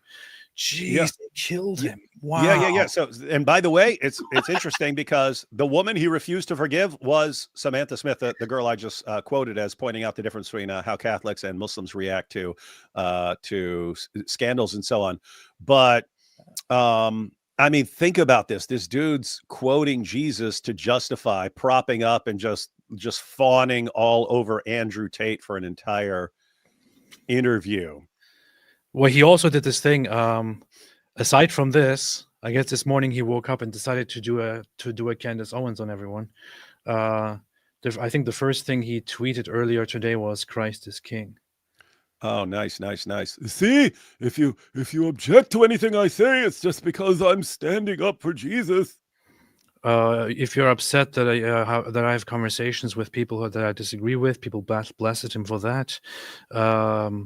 People are blasting him all over. Good morning, Christ is King. Here he has had some backlash. Aren't you busy hanging out with a pedo? Don't think you can just say Christ is King your way out of this, you rapist, platforming, grifting piece of sh. Hey, 1 second. I wanted to point out just one more thing about that community note because it made an interesting point. It pointed out Andrew Tate refused to forgive a girl who took down what she said, even though she was completely correct about him. So she pointed out that he's a trafficker and so on. He blasted her. "I'll sue you. I'm going to sue you." She's a 20-year-old girl who's a victim of grooming gangs. He's going, "I'm going to send my lawyers. My lawyers are coming after you right now. They're going to sue you. They're going to take everything you've got." And she says, "Okay, I took it down. I apologize. None of it's true," even though all of it was true. And Tate and his fans he said, "I'm not going to forgive you, and I'm still coming after you. I'm still going to sue you." And they kept raining down threats on her. Think about that. What is Andrew Tate? This girl apologized, no forgiveness. Yet Andrew Tate doesn't turn away or repent or apologize for anything he does, and we're all just supposed to forgive him, according to Benny here. Are you like I can't even. I don't understand how sane people with an IQ above 70 can think like they do, and think that they have a coherent position here. They're complete hypocrites, top to bottom. Mr. Benedict Arnold. Well, here's the thing, David. You say that conservatives have been bashing him, and I'm ranting about conservatives, but conservatives have been bashing him. Here's the thing: you will see that lots of the conservatives bashing him are using a certain clip to show what Benny Johnson and this woman did, and you will notice something very, very interesting there, which is that they're using my clip. So everyone's using your clip. I did contribute to conservatives actually speaking about this. AP saved the conservative community of the United States of America. Look at this. Here's John Cardillo, who made a post about this, which has 4.5 million views by now. Look whose clip he used to do this. So can you really blame me here? It was I contributed to telling these conservatives and getting their attention to condemn this kind of stuff. Conservatives? Why are all conservatives kissing AP's butt?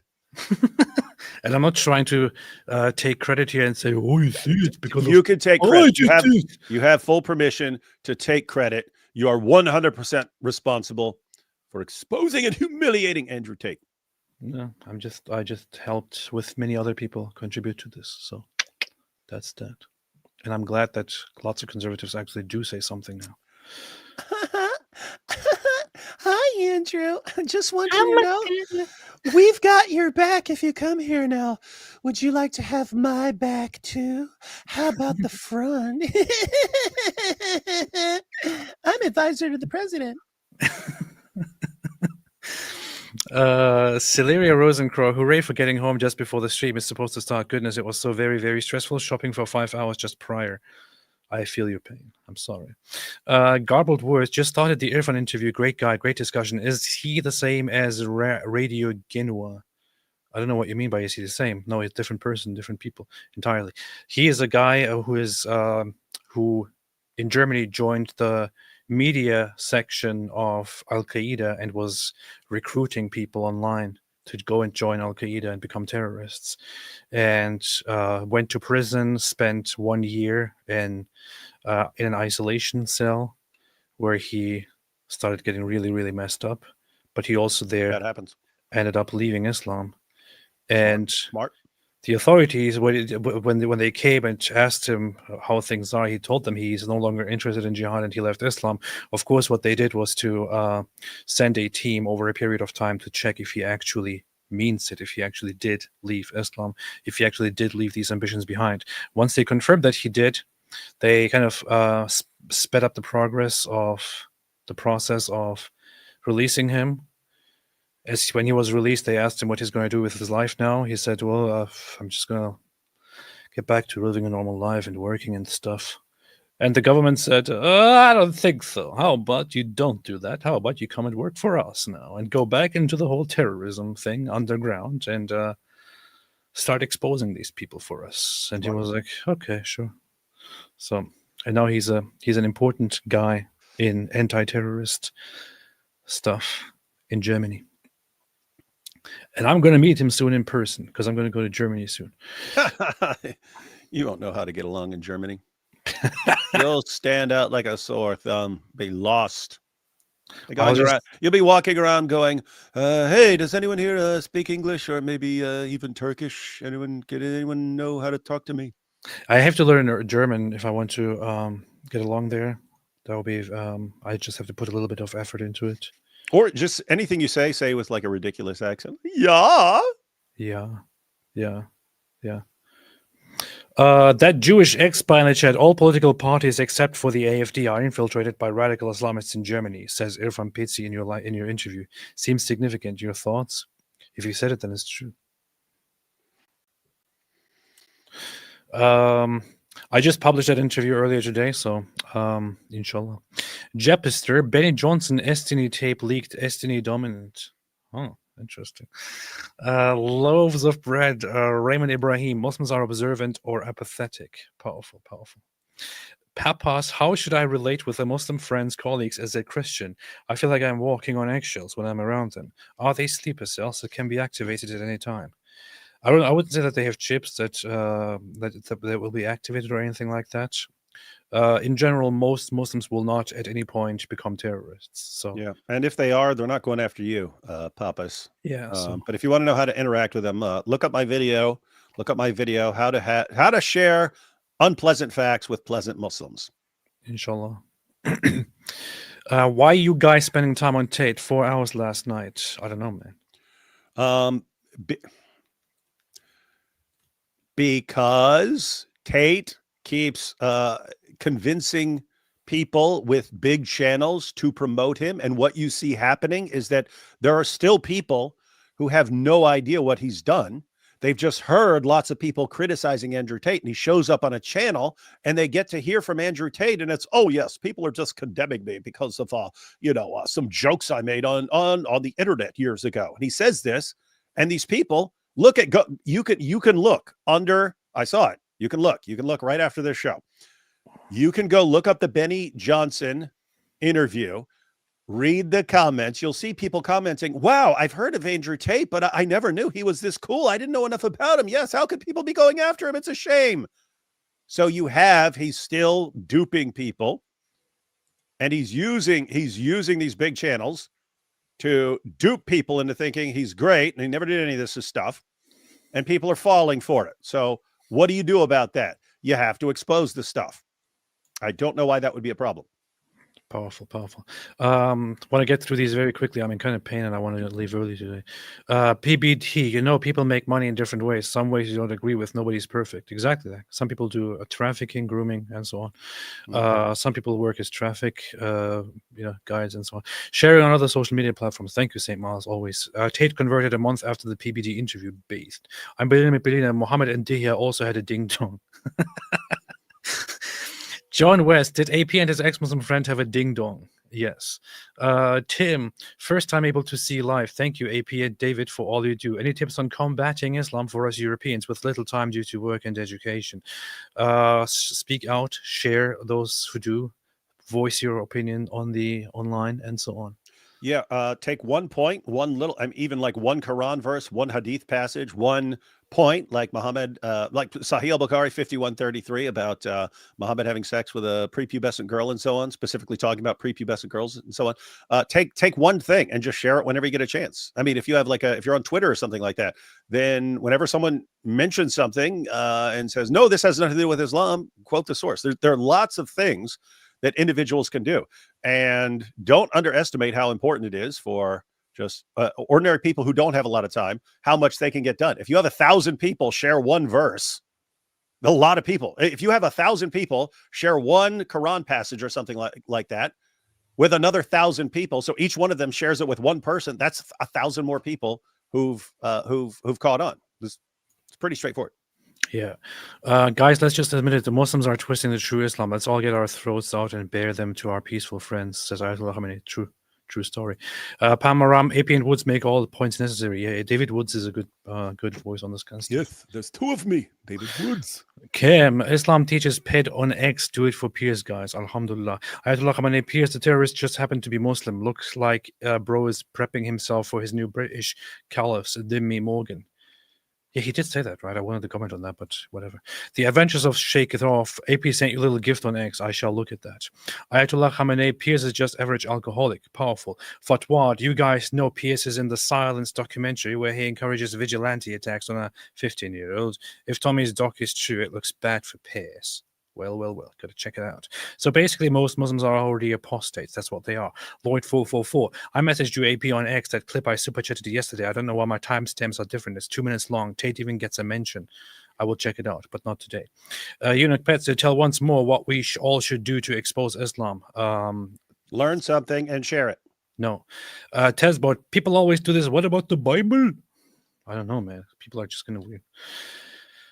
Shake It Off is here. That new video appears as disgusting. He demanded severe retribution against a teenager on live TV regarding that Syrian refugee. Powerful. Sivako, off topic. What was the Islamic commentary about child marriages is okay if the girl's body won't break? You went over it on another live stream. Not going to go over it. Watch it in another live stream. Search for child marriage on our chats, and please do that there. I don't want to go through that at this very moment. It's very painful and disgusting. Chloe, what's up, Chloe? Long time no see. Chloe, Morgan is an idiot, but helping by airing God. Indeed. Good to see you here. Hey, Chloe. What's up, Chloe? Haven't seen Chloe in a while. Hope you're doing well. Yes, it is. No, and Piers does have lots of good guests on his show who say some important things, but that's kind of in spite of him. Yeah. Most Muslims believe in enforcing Sharia, says knows too much, or in genocidal Islamic imperialism. Therefore, most of them are not peaceful or decent just because they don't commit terrorist attacks on themselves. This is a fair assessment. Powerful. Anyway, let's continue and finish this stupid video. Actually, Piers went uncensored because he was fired from mainstream media. He's not a true bastion of free speech, says Fatwad. Though that sounds like slander. That's what they do. Villainous SSB says Azima strictness versus Rukhsa relaxation dispensation. So long as someone is doing Azima, ISIS, etc., Ave Muslim can be a nice chap and still follow Sharia. Powerful. Tezbot side note: Ziyar Youssef, chairman of Reform, is practicing Muslim. Seems good guy, but could his interests be compromised? Possibly. It's kind of weird to appoint a Muslim as your chairman when you are a party that goes against that is all about solidifying your country from a patriotic British perspective. Sorgovas Fen, I might have unknowingly splooged to one of the Tate's girls, possibly. Chloe, what's up, Chloe again? An informed Christian and ignorant Muslim want peace, but an ignorant Christian and uninformed Muslim want violence. Love you guys. And informed Muslim want violence. Yes, that's true. That's true. Ignorant Christian and an informed Muslim want violence. Love you guys. Thank you. Always good to see you here, Chloe. Anyway, we'll finish the video and then I will read the rest of the super chats and then we'll have to go. Let's go. Where's the video? Where'd the video go? Somewhere behind the teeth, I think. Yeah, okay. Ashamed about the total lack of accountability, the cover-ups that went on, and the abuse. So I feel exactly the same way about my own church as I do about what's happened here with these British Pakistani Muslims towards predominantly British Pakistani. Except your church doesn't command that kind of thing. Your book doesn't command that kind of thing. Ideology was definitely a contributing factor here. People did not want to put their head over the parapet because they were terrified of getting shot.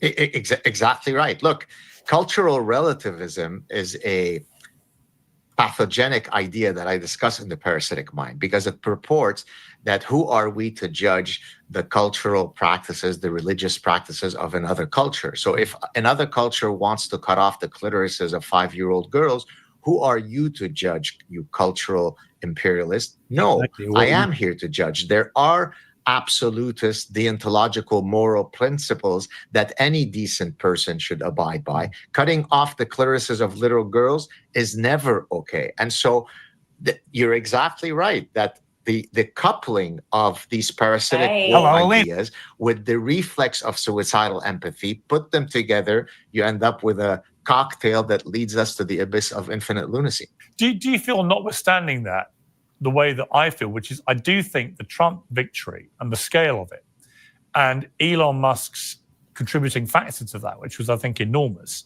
by going all in with Trump. I think I do as well. He had a very persuasive effect, particularly on young men. But do you feel, as I do, that the woke worm is really turning hard, that people are sick of it? They're sick of what they see as a modern form of fascism. They are sick of what they see as Musk calls it, the woke mind virus. And that the ad we were talking about earlier of Kamala's for they, them, Trump's for you, this whole personal pronoun bullshit. The gender Oh no, why would you say that? That's funny. I didn't see that. Kamala's for they, them, Trump's for you. That's pretty funny. Peace and quiet. Sad to see the motherland of UK turn to garbage. Fat Man's at a fan meeting in Germany. Yeah. It sounds like a very cool idea, but doing a fan meeting in Germany under the circumstances, I don't really know, man. You should do it. You should. You're going to have to be careful and stuff. But I mean, think about it. You and a bunch of German fans getting together with a big German beer and having greasy fingers, munching on a bunch of German bratwurst and so on. Yeah, listening to some German bar. Listening to Bavarian music with Oktoberfest outfits and so on would be funny. Yeah, with the German barmaids and their boobs sticking out. Yep. Boobs sticking out like on like this chick talking to Andrew Tate. You mean like this one here? Yeah. Hello, Alina. Hi. Hi. Hello, Alina. Hi. Hello, Alina. Hi. Hi. I'm a lawyer, but I could be something else, like a Hi. cam girl. Nice to meet you. I'm a big fan. I'm a big fan. Ironic. I do anything for Andrew Tate. Piers Morgan, more like Piers Truth with a knife. Am I right? That's true, mate. That's true. Very, very true. Tyler LaFlamme says, I love when people like Piers say that mass shootings are almost exclusively white, when the stats do not show such a thing whatsoever. He's so dumb. Well, they're mostly white, so that's that. Yeah. Or school shootings and things like that. But that's not a remarkable statistic at all. Yeah. Chris Creative. As a black person, how do these people ignore the 40+ mass shootings in various big cities when talking about mass shootings? Only white people, while black people can't be held accountable. So that's that. Steve C. While the leaders of these groups are probably unbelievers, not unbelievers, they use the brainwashed of this cult to do their dirty work. Thank you. Let's finish this. Ideology bullshit, which was manifested so spectacularly badly with the trans women in women's sport, destroying the integrity of women's sport, and so on, that it's all on the retreat. And the reason I think we could say that with some authority now is the incredible statement from Mark Zuckerberg, which is 6 minutes long and is one of the most extraordinary U-turns I can ever remember a serious public figure like him coming out with. Where he basically has just thrown the towel in on this stuff. Even I really don't care, man. No. I mean, yeah. As far as this discussion, but I got off Facebook a few years ago because of that, and I might jump back on Facebook, ladies and gentlemen. Yeah. So I do think that, of course, thank God that Trump won. He will serve as a doorstop against the evil. Okay, so the whole discussion about Islamophobia, which is what's intended for, just completely got derailed and completely changed the topic in a very smooth way. Trump. Completely smooth way about the woke mind, words and pronouns. Yeah, great. What a great, fantastic show. You freaking imbeciles. Mumu Joe, and by imbeciles, I'm referring to Piers Morgan and his audience, not to Dr. Gad Saad. Much respect to Gad Saad, who is very, very based, and that I have nothing but respect and love for. Shout out to Gad Saad for humiliating Piers. Mumu Joe, PM is wrong, makes dumb points. He reacted to Tommy when was the woke reaction, but you guys talk about him as if he is Candace Tate. He's not. Yeah, he's probably worse because he amplifies these people. Tyler LaFlamme, also he fails to mention that. Wait. What was that? Was that we're acting like Piers is like Candace and he's not? Yeah. No. He's on this particular issue. I'm not talking about all issues. On this particular issue, he's abominably terrible and should be ashamed of himself. On this particular issue, other issues he's sometimes great, but this issue terrible. Also, he fails to mention that white people do less mass shootings than you would expect for their population size, whereas Mohammed people.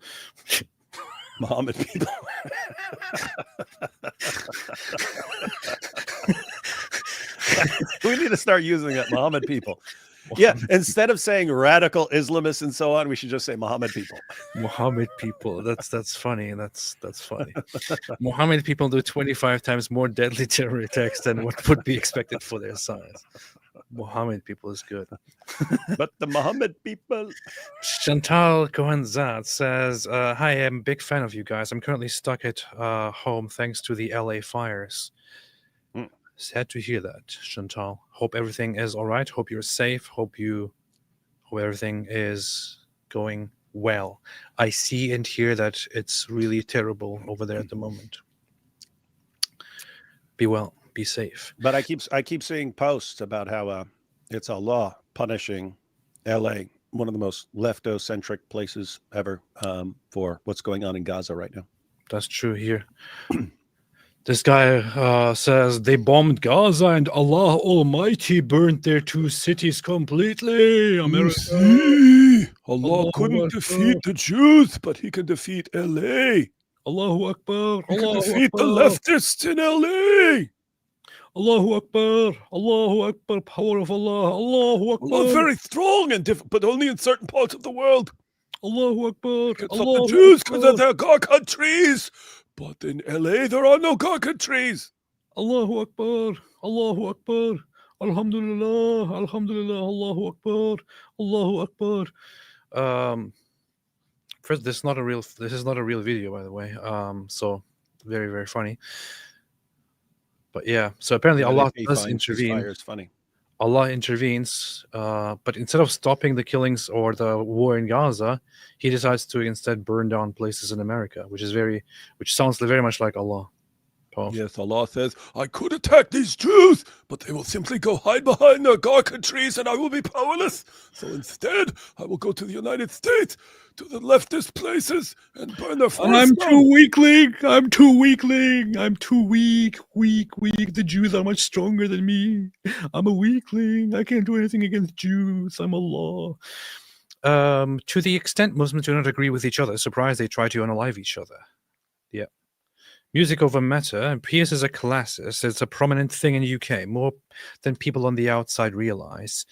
Smears is a discriminating twatsicle. This is what they do. You're saying they're urinating upon one another. Urinating upon one another. That's what they do. That's a shame. That's absolutely unacceptable. Benjamin Fairhall says phobias and racism are mental health issues and should never be criminalized, especially if the phobia was made up. That's just very, very true. Hey, we should actually bring that up. When you're an Islamophobe, say, well, like, there's this guy who's he's an arachnophobe. He has an irrational fear of spiders. Do you condemn him for his irrational fear of spiders? Do you make fun of him? Do you mock him for that? Or do you just say, hey, this guy's got a mental problem? Well, yes. I can't blame him for having a mental problem. Is that what you do? Huh? I would just offer to teach a grooming class, says Abraham Harb, that it teaches young men how to groom themselves. So I'm basically a god now. Nice. Destiny, did I just hear my newest movie, Bending Over Heels for You, was leaked? Goat Up. First David Wood's voice, now AP's foot. We are falling apart. Yeah. Allah's curse takes a while to kick in. I actually I have been diagnosed with having gout. Was it last year or 2 years ago or so? And I have gout, which means there is no cure to it. There is no getting rid of it. It's forever. It's chronic. So wait a minute. Ali Dawa prayed for us to get diseases, and you actually got one? Yes. Form of inflammatory arthritis caused by the accumulation of uric acid crystals in the joints. Why don't you pee out those uric acid crystals? It don't work. So I got gout. He can't pee, so the uric acid is I got gout, not to be confused with goat, but it would be kind of funny to have a gout up. So gout, which is very, very painful and flares up sometimes. And when it does, it becomes really, really, really, really painful. It feels like somebody's cutting through your joints. Weakling. Hey, it says there are medications to reduce uric acid levels. Oh, really? I didn't know. I had no idea. There are also anti-inflammatory drugs. Did you know that? Yes, I'm taking them. And then you can actually help fix it by getting in good shape. Oh yeah, really? If you'd have stuck with that gym thing you were doing back in the day, you wouldn't even have the gout now. Maybe. Wait, was that why you started working out? Because you found out you got gout and you're like, oh, I need to go hit the gym? No. Oh. I think this actually happened. This actually happened before. I actually started working out before that. Before the first gout attack happened. Watching out for certain foods. Thank you. I already have a huge list of things that is like everything that is good is ain't doing them now. Ain't doing them, obviously. My foot hurts. Peace be upon me. Tate became Muslim fakely to get defended by Dubai sheikhs who might be involved in his sex trafficking after he knew he's going to jail. Any thoughts? Well, that's what it looks like. It looks like he made a deal with the devils over in the Middle East. What it looks like. We know they were making offers because Tristan admitted that there were offers towards him. So, I mean, obviously there were offers towards Tate as well. But yeah, that's the main reason, ladies and gentlemen. He was probably offered a big pile of money and a safe haven where he could run from all his charges and so on. So I'll convert. And then there were added benefits of having a community of Muslims who are going to support him no matter what and so on. Is this Lex Friedman? Love fixes every problem. How about we just approach it with love? Have you thought about tackling your gout with love? All you need is love, love, love, love, love, love. Mm-hmm. Powerful, powerful. Easy peasy. Looks like the next war will be fought within our borders because of this Islamic tolerance. That's what it is. That's what it does. That's how it goes. Mumu Joe, zero problem with Benny interview Tate, but not challenging his behavior or some of the vile lies he spread, all while looking That's at the him as problem. Benny That's as a the problem. king girl, All number the one Elvis interviewers fan in 1967. Yeah. The thing is, you can talk to somebody who is a horrible piece of absolutely. crap We as would much as you want. gladly interview Andrew Tate. But if In you fact, sit I would there love and for Milk you- Bar to interview him. and you praise this guy as a hero, as a martyr, because this is what Benny did. The only thing that was lacking there during this interview was Benny being in front of him and getting on his knees and orally pleasing him. That's the only thing that was missing there. Basically, he was proud. Benny acted like he was auditioning to be one of Tate's cam girls. That's how he acted the entire time, fawning all over him like a wannabe cam girl. The only thing that was missing there was how about you get us on your knees? That, but yeah. To be clear, I would love to see lots of people interview Andrew Tate and just go through all these things and say, okay, you're saying how long ago was this, Andrew? How long ago was this happening? Okay, why does this say 2020 right here? Why does this say during COVID? Please explain that. Just doing that over and over again. So I would love to see people interviewing him, not to promote his lies. Powerful. Raisin bread. Most Catholics I've talked to always condemn the child abuse that happened in the Catholic churches. Muslim boys are molested in Islamic schools. Raisin bread also said almost on a daily basis in Bangladesh, Pakistan, and possibly India, Muslims don't hold their Islamic leaders accountable over these abuses. That's exactly how it is. In fact, there is a very nice saying. There's a very cute saying in certain Muslim cultures, which is that I forgot how it goes, but kind of like, his skin belongs to you, and something like that. When somebody gives their child over to certain educators, it's already a given that the child will be physically abused. So it also ends up with different kinds of abuse that people just don't care about. They're cool with it, apparently. But then again, it's called Bangladesh. Of course, it would be angry there. So, Super Crusader became a new member. Welcome to the club. Welcome to the club, man. Welcome to the club. Vyati Vistu AP. Why do you prefer Catholicism over Orthodoxy? Yeah, AP. Why you? Catholics caused the split by adding heretical innovations like your own wife is Orthodox, and here you are, the champion of Catholicism, proclaiming that all people must be Catholic. Well, here's the thing. Catholics will also make the claim that the Orthodox are the ones who did the schism. So, that's why everyone should reject both and be Protestant. So you have two churches that are that claim to have been established by the apostles, and that both claim that the other one is schismatic. This is not really a good point, to bring up. I would say, but it's a very good point. Powerful. I just like Catholicism because I always wish I was a crusader. That's it.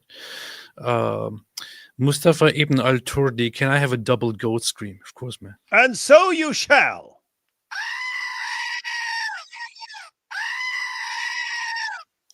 That was a double. Yeah. Gout. What gout, man? Gout. What gout, man? That's funny. That's true. What gout, man? Lebanon has Christian president, hopeful future. They always had Christian president because that's the agreement. That's in their constitution. Yeah, they have to have a Christian president, while also having a Shia something and a Sunni something. Yeah, I don't know if that's a reason for hope for the future, because their system of government was decided when Christians were a majority, and now that Christians aren't the majority, you have objections. And as Christians become a smaller part of the population, you will eventually, you've already got Muslims who want to change the system, but as Christians become smaller and smaller, they're going to demand that be changed. Lebanese Christians are kind of based, though. Like Lebanese Maronite Christians are kind of based. I think everyone should become Maronite now. How about that? Why do you say Maronite, not Protestant? Cody Taylor made a super chat. Thank you so much. Appreciate it. Evan Wright, AP, as a Catholic, I want to thank you for calling out people such as Nico Fuento and Candace Owens, who bring discredit upon his Catholic Church. Thank you. It's El Nico Fuento. El Nico Fuento. He wants you to know he's not a white supremacist because he has a sombrero, eh? And I'm a Mexican. I'm American. I'm American. I don't know what you're talking about. What do you call me white supremacy? I'm a Mexican. Thank you. I appreciate it. Yeah, I think people need to call this kind of stuff out. Candace Owens does not respect the Vatican anyway. She is she has this whole thing position, rejecting the position of the Pope position. Nick Fuentes is a more confusing case, as I found out later on. I assumed that he was against the Pope, but apparently he has full respect for the Pope. In fact, I'm going to be the next Pope. Right after I take over the presidency, I'm going to use my power as president of the United States to take over the papacy, and then I'm going to take over Vatican and install. I will be the only person who's simultaneously Pope and president of the United States. That'll really be the most powerful person in history. He calls people out for criticizing the Pope while he is just in every way going fully against the Vatican positions and all that. It's so weird. So weird to me. But that's a Nazi for you. That's what they do. That's what they do. Urinating upon one another. That's what and they being do. a Nazi. But to be honest, why I've always had a thing for Catholicism. Maybe it's because of my because of where I was raised. Probably also because you like holding on to little religious objects and stuff, and that's way more Catholic. That I don't know about the Orthodox. I assume they got stuff too, but it's definitely not very Protestant. Yeah, well, the Orthodox have that too, and the Orthodox have a high reverence. Yeah, so why do you? Yeah, so we understand, given your love for holding on to beads and stuff like that you'd have a problem with Protestants, but why are you throwing Orthodox under the bus all the time? I think I can I don't know, I think I can relate to Catholicism more. It's part of a culture that I learned to love as I grew up in it. I also went to a Catholic kindergarten in Germany, and so you grew up in Germany. I suppose you never heard of a man who nailed his 95 Theses to the door. Don't even get me started on that man. That man was truly a great man. Don't even get me started on it, man. I'm still thinking I want to make a video about that guy, but it's going to get out of hand. As long as you don't criticize that great man for anything he ever said or wrote. In fact, I have his book, and see, AP's reading. He's learning, everyone. He's learning. Brother, I have gout. What gout, man? Brother, I have Gout. What gout, man? Takes off shirt. Yeah. Yes, we were talking about Martin Luther. I mean, you should have this criticism. This criticism should be fine, right? I mean, even among the Lutherans, it is generally considered right to agree with him on his theological stances and the doctrine and the solas and his stances on the church and so on, while rejecting and even condemning him for his for other stances that he had. He wrote a whole book about Jews, which basically advocates for massacring them and enslaving them and burning them and so on, which is a really, really messed up book. And it also has a very ironic title. It's called On the Jews and Their Lies, and the whole book is just full of lies about Jews. So very, very funny. Very Protestantophobic. Protestantophobia. Being very Lutherophobic. Lutherophobia. I wanted to play since Nick Fuentes came up, I also wanted to quickly play a clip here. Italians supported Hitler, didn't they? Well, not the Italians that came to America, but also I support Hitler, so it's really beside the point. That's so. But look, but you don't really understand, okay? We are running in time now. Let's go. You're saying you're a white supremacist? I'm not a white supremacist. I'm Mexican. Yeah, for him to disavow white supremacy is very cucked and blue-pilled. You know, totally That's good. That's good. Hey, whose clip is that? Is that yours? Yeah, I made it. You need to adjust the volume levels on that, man. I do. Volume's out of whack. Fix that clip and share it. I do. Did you put that clip on Twitter? No. Fix the audio levels and then upload that to Twitter. That's an important. Yeah. Anyway, thanks everybody for coming. Thanks everybody for watching. No more super chats. David, what are we doing tomorrow? I have like 8 topics to choose from, but we'll be doing something dope. It'll be pretty dope. It'll be very dope. It's gonna be a dope show, ladies and gentlemen. Pretty dope. No, very dope. Based. And based. Shauna said the Methodists did nothing wrong. Powerful. All right. Thanks everybody for watching. As always, have a fantastic day. And it is totally based. And also, aside from that, furthermore, stay away from Islam. Powerful. The goat.